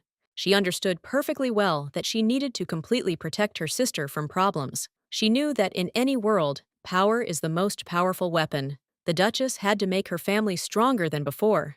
She knew that first of all, she needed to make good connections. Duke knows one of the 4 high-ranking aristocrats. She sighed heavily, as she understood perfectly well that she needed to gain his trust. For this she knew that she had to save one of the twins, who was about to be offended today. She understood perfectly well that helping people was a very important matter, but there was one small catch. She knew that Duke Noel Knows, the second male character in the original story, was a saintly figure. She knew that the main character asked him for help in order to destroy the Agnes family. She knew that the young man had closed himself off from the world and blamed himself for his brother's death. The main character told him that it was not his fault at all, because God had simply called his brother to himself much earlier. She told him with a smile that he should not reproach himself at all. Her small hands and beautiful speech saved the impressive child from eternal wandering in endless darkness. Everyone loved the saint very much. No one ever tried to harm her, because one word from her could melt the eternal ice in the heart of the main character. The young lady remembered that her sister had previously said that if a person puts on airs, then he is not so eager to achieve what he wants. Once upon a time, according to the plot, she drank poisoned wine, and her body began to freeze. Now she really wanted to show her sister the love that she dreamed of knowing. She wanted to prove that her feelings were not as reckless as they might seem at first glance. The twins looked in surprise at the gift prepared by the Duchess. The Duke looked at the Duchess in surprise, as she had prepared a gift for his grandchildren. He thanked her for it with a gentle smile. The young man opened the gift and froze for a moment. He thanked the Duchess with a puzzled expression. The Duke looked at the gift with surprise, but a moment later, he told his grandchildren that the whistle could help them if they found themselves in a dangerous situation. He smiled and said that it was a very useful thing. The Duchess smiled tenderly and, looking at them, said that it was completely unknown where the children might run away and what might happen to them. The Duchess smiled and said that, watching her sister, she thought it would be a good idea to have such a small item with her. The Duke looked at the young Duchess in surprise, as he did not know that she had a sister. She smiled and said that she had recently brought her home. The Duchess said with her smile that her sister was very sweet and kind, and also that she was 8 years old. The Duke sighed heavily, and, looking at his grandchildren, said that it seemed the Duchess had had a hard time. He looked at her in surprise and asked why she didn't bring her sister to visit them. He said that she was almost the same age as his grandchildren, and they could become good friends. The young lady looked at him intently. She understood that he was an ordinary grandfather who loved his grandchildren very much. She smiled and said that her sister had an etiquette lesson. She looked at the Duke intently and said that if he didn't mind, she would bring her next time. He smiled and said that he was looking forward to it. The Duke said that etiquette could, of course, be learned over time, so there shouldn't be any problem with that. The young lady, in turn, understood perfectly well that after she moved into her body, the Duchess completely changed the original plot. She mentally asked the saint for forgiveness because she understood that she had to save the little children. She understood perfectly well that this would be done in part for the good of her sister. The young lady, in turn, understood perfectly well that she simply could not watch the suffering and pain of children at such an early age. The twins were communicating with each other, but suddenly the man accidentally hit one of the twins. The man swore and said that because of the young man, he had soiled his waistcoat. The young man lived with the spear and asked for forgiveness. Mason Wilbur, the Marquis's second son, looked at the young people with a grin and asked if they were really the twins. Mason said with a smirk that it was not right for a boy to carry a doll around with him. He said mockingly that twins do have their quirks, and the boys froze in shock. The Duchess turned around because she heard a noise. The twins heard the adults talking. Noel was very upset. He didn't want any kind of celebration to be held on the occasion of their birthday from the very beginning. Noel knew perfectly well that none of them came to congratulate them from the bottom of their hearts. He rushed out into the street with lightning speed. He was upset because they were celebrating a birthday that even their parents did not congratulate them on. Noel wasn't even surprised that others didn't come to them for their sake. Noel looked closely at his mother. He noticed that she was not in the mood. He quietly asked if she would like him to bring her dinner. Noel called his mother, but she did not answer him, and sat in one place, like a wax doll. He wanted her to look at him. The madam quietly asked her son to leave. With tears in his eyes, he ran away from her. She sighed heavily, as this irritated her. Noel ran with tears in his eyes. He was very upset because he wanted some love and warmth, but unfortunately, no one could give it to him. The lady gave him the teddy bear with disdain, but first she poked the toy with sharp pins. She casually told him to take the toy and place somewhere far away from her. The boy angrily threw his toy into the lake. He was furious and shouted that he didn't need all this. Noel shouted at his brother that he was also not respected. He was furious and did not understand why they had to grow up in such an environment. The young man quietly approached his brother. He looked at him with a gentle smile and said that there was no need for him to whine in front of his older brother. But the young man continued to cry like a vase, without stopping. Jael smiled a tender smile and said that he was still born before his brother, and he was older. He looked at his brother with a beaming smile and told him to wait a minute, as he would save his doll. The Duke looked closely at the young man and said that apparently his grandchildren had been rude to him, and the Duke had asked for forgiveness on their behalf. He looked closely at the young man and said that they were still children, and there was nothing wrong with that. The young man said with a smile that it would be good if they did not carry this toy everywhere, since it looked very strange. After all, a boy should not do that. The Duchess looked at the young man with fury and asked if it was only girls who played with dolls. She angrily told the young man that it was not at all proper to teach others how to raise children, especially when it was a stranger doing it. The young lady turned around and said that she wanted to go to the boys. She told the Duke that he could take care of the guests for now. The Duke smiled and thanked the Duchess, and he also said that she should come to them later. The young man looked intently after the Duchess. He knew that, if not for her irritability and hot temper, she would be suitable for the role of wife. The Duchess left the banquet hall in a hurry. She was very irritated.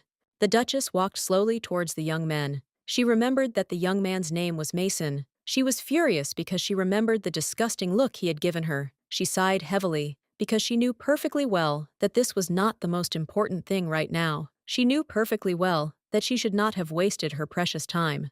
The Duchess stared into the distance. She knew she needed to concentrate immediately. She knew that the very event was about to happen, and she had to prevent the tragedy that could happen to the twins. She knew she needed to listen to the sounds. The Duchess stood in line for a moment, became nervous. She did not know where they were and wanted them to call her as soon as possible. A moment later, Noel blew his whistle. Noel made a sound, wanting to feel the touch of the saint. At the same time, his brother dived into the water to get his toy. The Duchess, in turn, rushed into the lake with lightning speed. The young man froze in shock and surprise at the mass. Duchess Haste swam up to the boy. She picked him up. The young man was puzzled. He understood that he had to die. With the speed of lightning, she grabbed him in her arms and quickly emerged from under the water. The young people were puzzled and surprised. This situation turned out to be very scary for them. The Duchess looked closely at the young man and said with a smile that he was a good boy.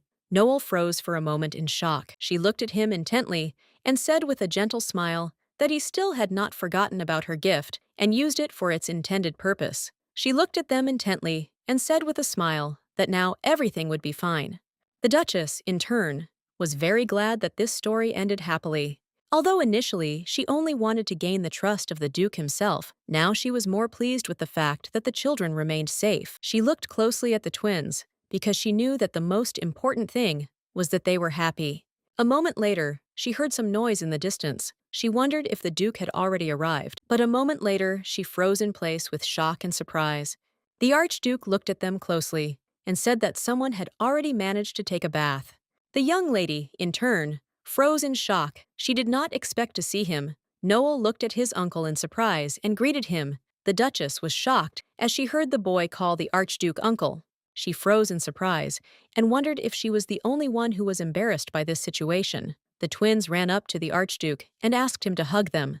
Jael looked at his uncle and said with a smile that he was cold and also asked if he could light a fire. The Archduke said that he could not do that, but he also said that they could not be left outside, otherwise they could get sick. He said that they needed to go inside quickly. The Duchess, in her turn, slowly wanted to leave. The Archduke said that she should also go inside. The Duchess froze for a moment in surprise. He looked at her in surprise and asked if she was not coming. The Duchess, with tears in her eyes, said that she was coming now. She was puzzled, since she did not want to get involved with him at all.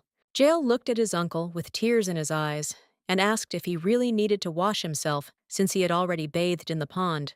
The Archduke looked closely at the boy and said that his grandfather already knew everything, and if he wanted to appear before him in such a form, then he did not have to wash. The boy froze in place in surprise and shock, and the Duchess, in turn, let out a silent cry from the heart.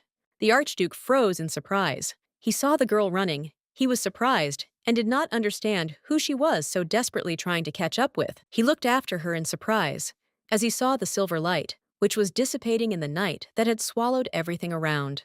He suddenly heard a sound that caught his attention. Now he was sure that the girl was just a butterfly.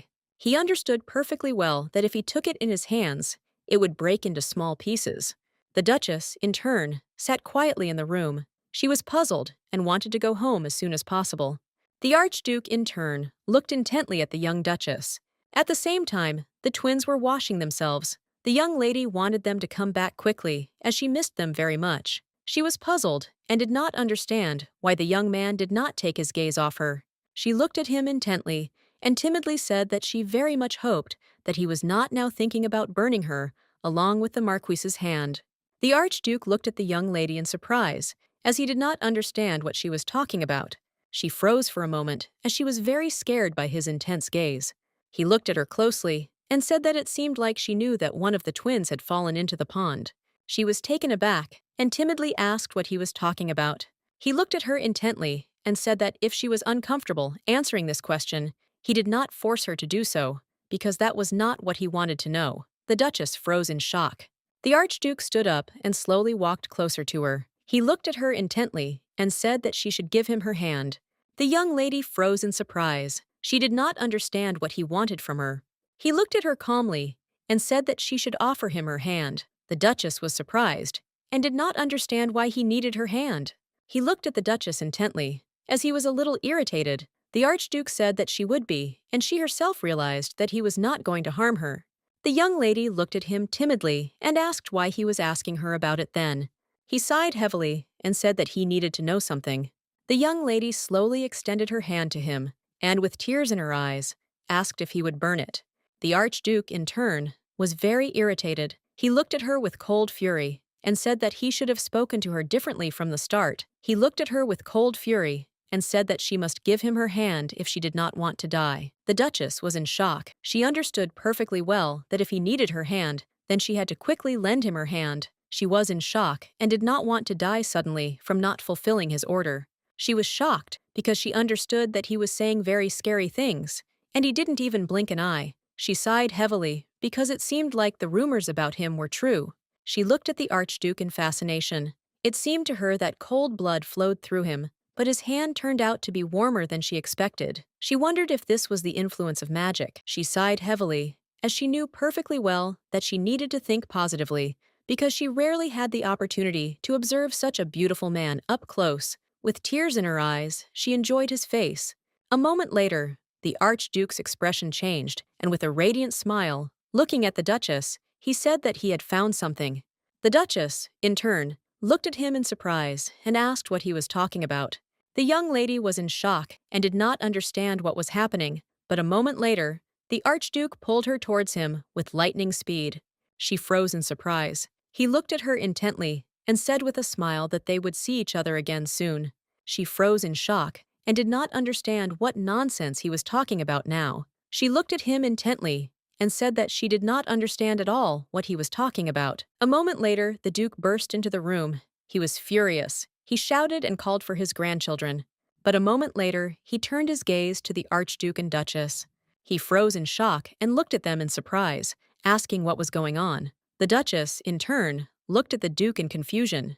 The Duke was in shock. He shouted to the Archduke that it was forbidden to kill in his house. The young lady sighed heavily, as she wanted someone to save her as soon as possible. Noel and Jael looked at the Duchess and asked if her sister was as beautiful as she was. They said that they were twins, and they could be friends with her sister. The Duke, in turn, thanked the Duchess with a radiant smile. He said that he simply did not know how to repay her for this. He said that if she needed help, she could easily turn to him, and he would help her in any circumstances. Sometime later, the Duchess was returning home. She sighed heavily because she knew she had done well, but she was a little puzzled and tired. For an inexperienced Duchess, it was impossible, but she was able to gain their favor and tied them with strong bonds. She knew that the Duke's promises were worth more than all the gold in the world, and the Duchess, in turn, understood perfectly well that this would greatly help her in protecting her sister, as well as the entire family. Although it seemed to her that she had taken something even more sinister from there, she thought for a moment, because she didn't understand why he had smiled at her predatorily then. For a moment, she froze in fear, because no matter how much she thought, she still felt uneasy. The tyrant in the fantasy world made her very wary. The Duchess was puzzled and did not understand why he needed her hand. She wondered if she was some kind of sedative for him. She sighed heavily, as she realized that he was just someone who had read too many novels. She knew that he was very difficult to meet, and she just needed to stay away. The Archduke looked closely at his assistant and said that last time he had told him in time how to deal with the Duchess. He looked closely at the assistant and said that he would like to hear more about everything. Daniel looked at the gentleman in surprise. Greywood is a very large and powerful merchant guild located in the south of the Duchy of Agnes. Daniel sighed heavily and said that judging by the fact that she refused the Duchess and continues to conduct foreign trade, Count Wickens, the head of this guild, is going to spoil his relationship with the Duchess. Theo looked at his assistant closely and said that this was a large group, so they decided to act confidently. But even if it was the dawn of the county, he wondered if they were underestimating the Duchess too much. Theo said that their opponents were one of the respected families of the empire. Daniel sighed heavily and said that, unfortunately, at the moment, it was too weak. He understood perfectly well that no matter what the Duchess did, if Greywood interfered, there would be problems. Daniel said that since she had only recently taken over her domain, she would have many difficulties. He looked at his master intently and said that the last option for her would be only one place. He understood perfectly well that there was one place where the Merchant Guild was limited in its influence. He looked intently at the Archduke and said that this was precisely his duchy. Theo, in turn, wondered if he would just have to sit and wait. He sighed heavily, as he knew that he just needed to be patient for a little while.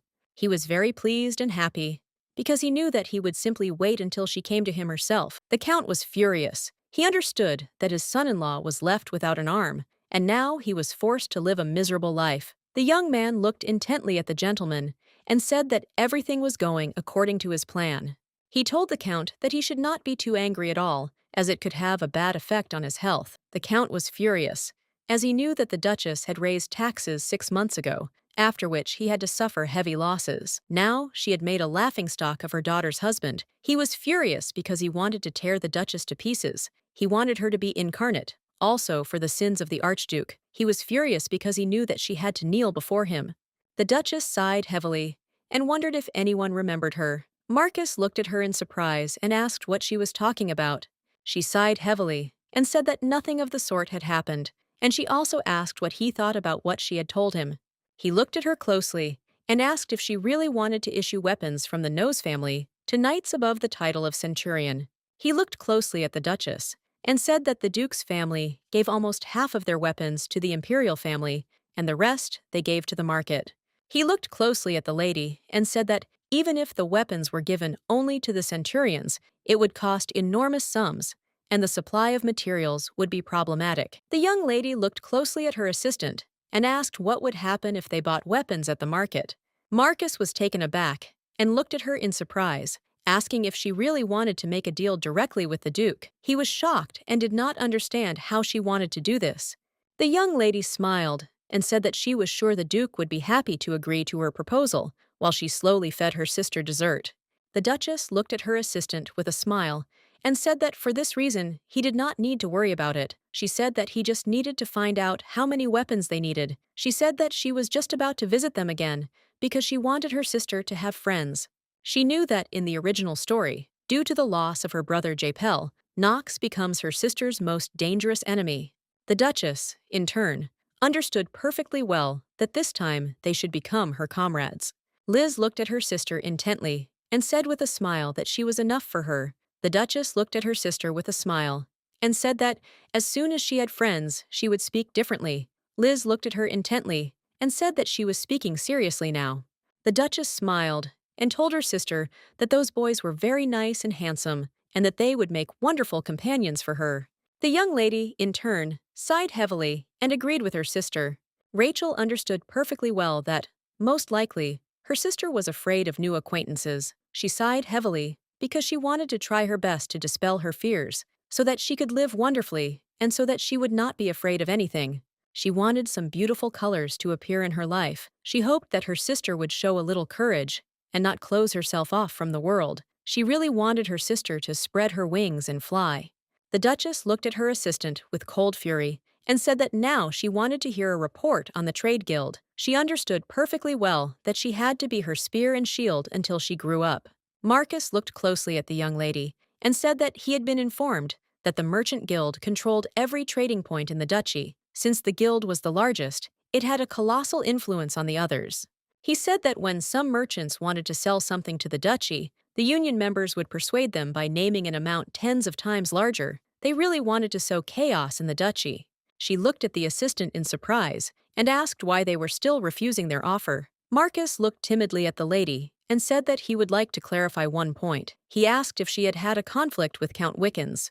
She looked at her assistant in surprise and asked who this count was.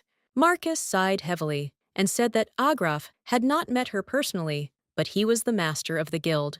Looking at the lady, he said that even if we were to accept the idea that they were harboring a grudge because of the sudden tax increase 6 months ago, such actions could only be regarded as a declaration of war. She sighed heavily as she understood that they were simply out of their minds. Marcus sighed heavily and said that she was doing this. He finished his report on the trade guild. A moment later, he said that the Count's son-in-law had recently lost his arm, and for this reason, he had become very distraught. The young lady, in turn, was shocked by this news. She did not expect to hear such a thing at all. She looked closely at her assistant and asked if the Count's son-in-law was really the Marquise. Marcus looked at her in surprise, but still said that it was exactly like that. For a moment, there was an awkward silence between them. She was shocked and didn't understand why they were taking out all their anger on her. The young lady sighed heavily and said that it was all over for her. Marcus looked at her in surprise and asked what she was talking about. She was furious, since the Count was the head of a large guild, and he held a grudge against an innocent person. Marcus looked at the Duchess intently and said that, unfortunately, there was only one way out. She sighed heavily and agreed with him. Some time later, the young lady met the Archduke. She looked at him intently and said with a smile that he himself had said that they should see each other soon. She smiled and said that the hour had come. He looked closely at the young lady and said that she probably came to him because of the Merchant Guild. The Duchess sighed heavily and said that it turned out that he himself knew why she had come to him. She knew very well that the Archduchy of Lexville was part of the Empire, but it had autonomy recognized by the imperial family. In other words, it was almost an independent state. Rachel looked at Theo closely and said that she needed a guild from his domain, so she wanted to make a deal with him. Rachel knew that if the guild dared to lure away the Lexville merchants or put pressure on them, with a simple conflict, the situation would not end. It would mean that they were ready to start a war with the Archduchy. Rachel understood perfectly well that if a serious discord arose, the imperial family would not leave the guild alone. Theo looked closely at the Duchess and asked what he would get in return. The Duchess looked at him intently and said that she remembered that evening and his words about what he had found. The Duchess stood up slowly and said to Theo that it looked like what he was looking for was with her. Rachel looked at him with a beaming smile and said that she was ready to make a deal with him. Theo looked hard at the Duchess and asked if she was willing to give him this, no matter what he asked for. She looked at him with a smile and said that she was ready to do anything, as long as he did not demand that she give up her life. He looked at her intently and said with a smile that it would not be so difficult. The Archduke said he wanted to check something on her body. She froze in shock for a moment. A moment later, the Archduke grabbed her hand and pulled her towards him. The Duchess screamed involuntarily. A moment later, she froze in place in surprise as she found herself in his arms. He looked at her intently and with a sly grin said that they knew how many dirty thoughts had slipped through her head, but he was not interested in such things. The young lady, in turn, froze in place from shock and embarrassment. All her inner thoughts screamed that she did not believe him, but in reality, she looked at him with a smirk and said that his behavior did not match his words. He looked at her intently and said with a smile that, apparently, she really didn't feel anything. He smiled and said that his conditions were simple.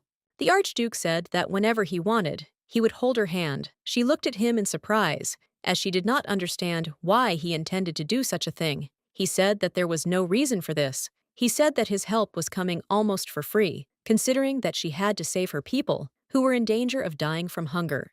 The Duchess thought that she would have to make an unprofitable and expensive deal, but fortunately, she was able to save her precious money. She knew that there was only joy to be had here. The Duchess smiled and agreed to his demands. She knew that from now on, her hand belonged entirely to him. The maids were in shock after the young lady left. They were surprised and could not think that this estate would ever be visited by anyone, and especially by a young lady. No one will ever know how carefully they cleaned the guest room. The maids really wanted the young lady to have a good impression of the place. The Count was furious. He couldn't understand why this duke had suddenly decided to enter into an agreement with the Duchess. The young man was shocked, shouting at the Count that they had no other options. After all, the Archduke's guild would take over all their merchant positions. The Count, in turn, was furious. He knew that his daughter was impatiently awaiting the Duchess's downfall. He was furious because she had broken the unwritten rule of not touching the Archduke. The Count was shocked, and in his anger, he knew that there had to be a way that would help him destroy the Duchess. The young man looked at his master intently and said that it was unlikely that it had anything to do with the Archduke's gender, and that perhaps the Archduke wanted to increase the size of his market, and for that reason, he had decided to enter into an agreement with the Duchess. The young man looked at the Count intently and said that the Archduke had rejected the daughter of Harrisman himself. The Count was silent for a moment.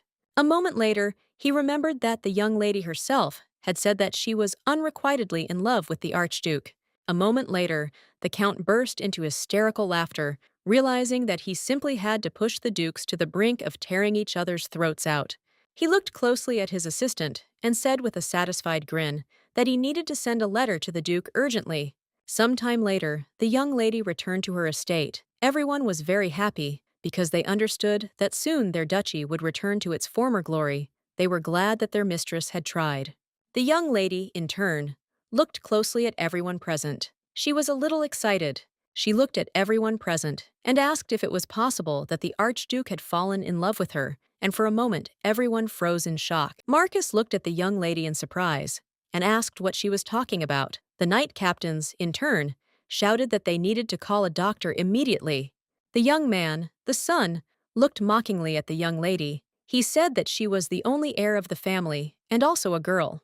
They looked at the Marquis in surprise and told him to choose an expression. The Marquis smiled and said that they should not think anything unnecessary since he had only expressed his concern. The young lady, in turn, froze in place from tension and shock. He said with a grin that if this girl was the heiress, then the line of succession of the great house could not be clearly established. Instead of sending her to Marquez and Rupert, she was examined during the night, and due to her maid's concern, she decided to simply sort her mail and go to bed. However, the Duchess knew that the Marquis, the former Duke and his wife, did not like her very much. She knew that the Marquis challenged the Duke's composure, and all his comments were extremely rude. He said that she was not strong enough to compete with the other duchesses. The young lady, in turn, wondered why he had sent her an invitation to the celebration if they did not get along very well. She knew that her maid's voice was too loud, and she could not ignore her desire to help. The Duchess sighed heavily. She had no idea what they would say if she ignored the invitation given to her. Marcus looked closely at the Duchess and asked if she would go to this event. She sighed heavily and said that she thought she should do so.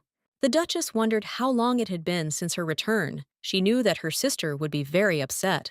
She understood perfectly well that she was an adult who had a job, so she hoped her sister would understand her and would certainly wait for her. She knew that her sister was younger, kind, and sweet. The Duchess wondered if her sister had received the same invitation as she had. The Duchess, in turn, wondered how much poison her sister had drunk to become such an unstoppable villain. She knew she was looked down upon as a child. Rachel wondered what about Liz, who was supposed to be a duchess at 9 years old. She wondered how often she had been underestimated. When she was tired of the manhwa world, where there was war every day, such thoughts would come to her mind, and every time this happened, she began to love her sister more and more. The Duchess was a little worried that she needed to spend time with her sister in order to get closer to those people. She looked into the distance with a smile, as the mere thought of their future together helped her to fight on. A moment later, the Duchess called her assistant. She looked at her assistant with a radiant smile and said that they needed to hold on. He looked at her in surprise because he did not understand what she was talking about. Some time later, the Archduke looked intently at the invitation given. At the same time, Dante was reporting to his master. He looked intently at the gentleman, as he understood that he was not even listening to him.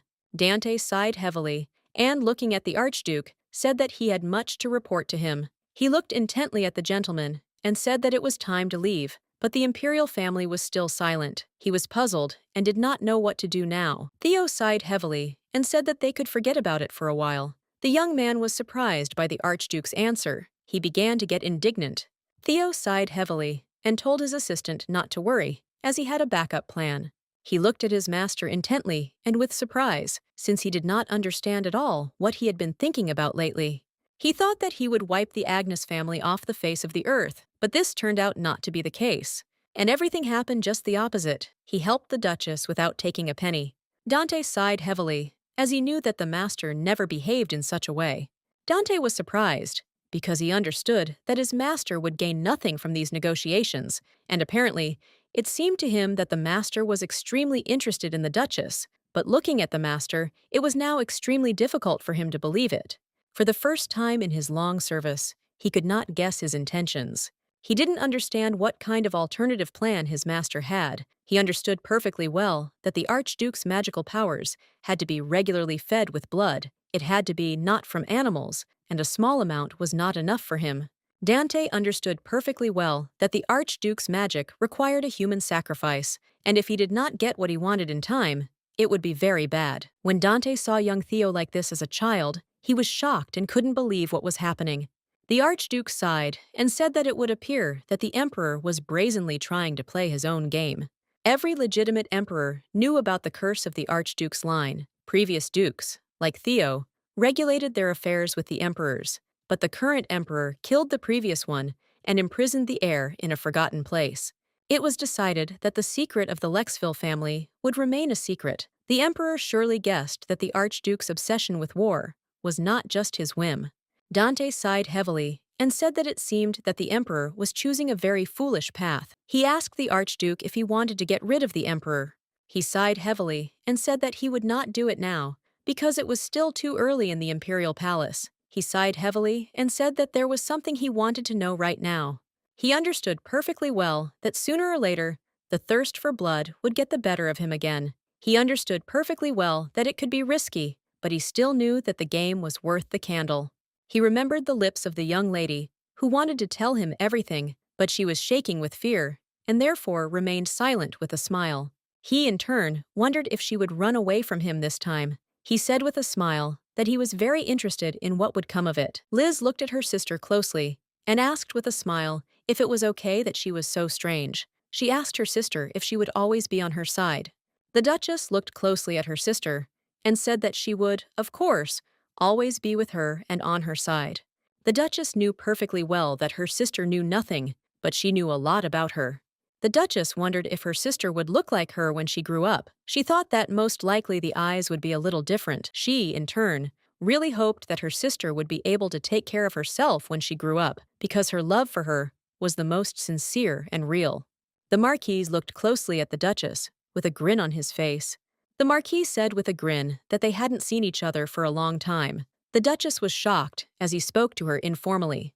He looked at her intently and with a sly smile thanked her for finding time to visit despite her busy schedule. She looked at him intently and wondered if she was imagining things or if he was actually speaking strangely. She smiled and said that it was time for her to go out. She looked at him intently because she understood that if it weren't for her status, he would easily crush her with his authority. She wondered if it was hard for him to talk about her becoming a duchess. She knew perfectly well that the emperor had made every second person, even those who barely knew how to conduct business with the dukes, a duke. He looked at her intently and said with a smile that even if a stranger looked at her, he would think that she was his wife. He looked at her intently and mockingly and said that she would fit perfectly into his collection, but she did not want to lose her status as a duchess. Rachel looked at him in surprise because he said funny things.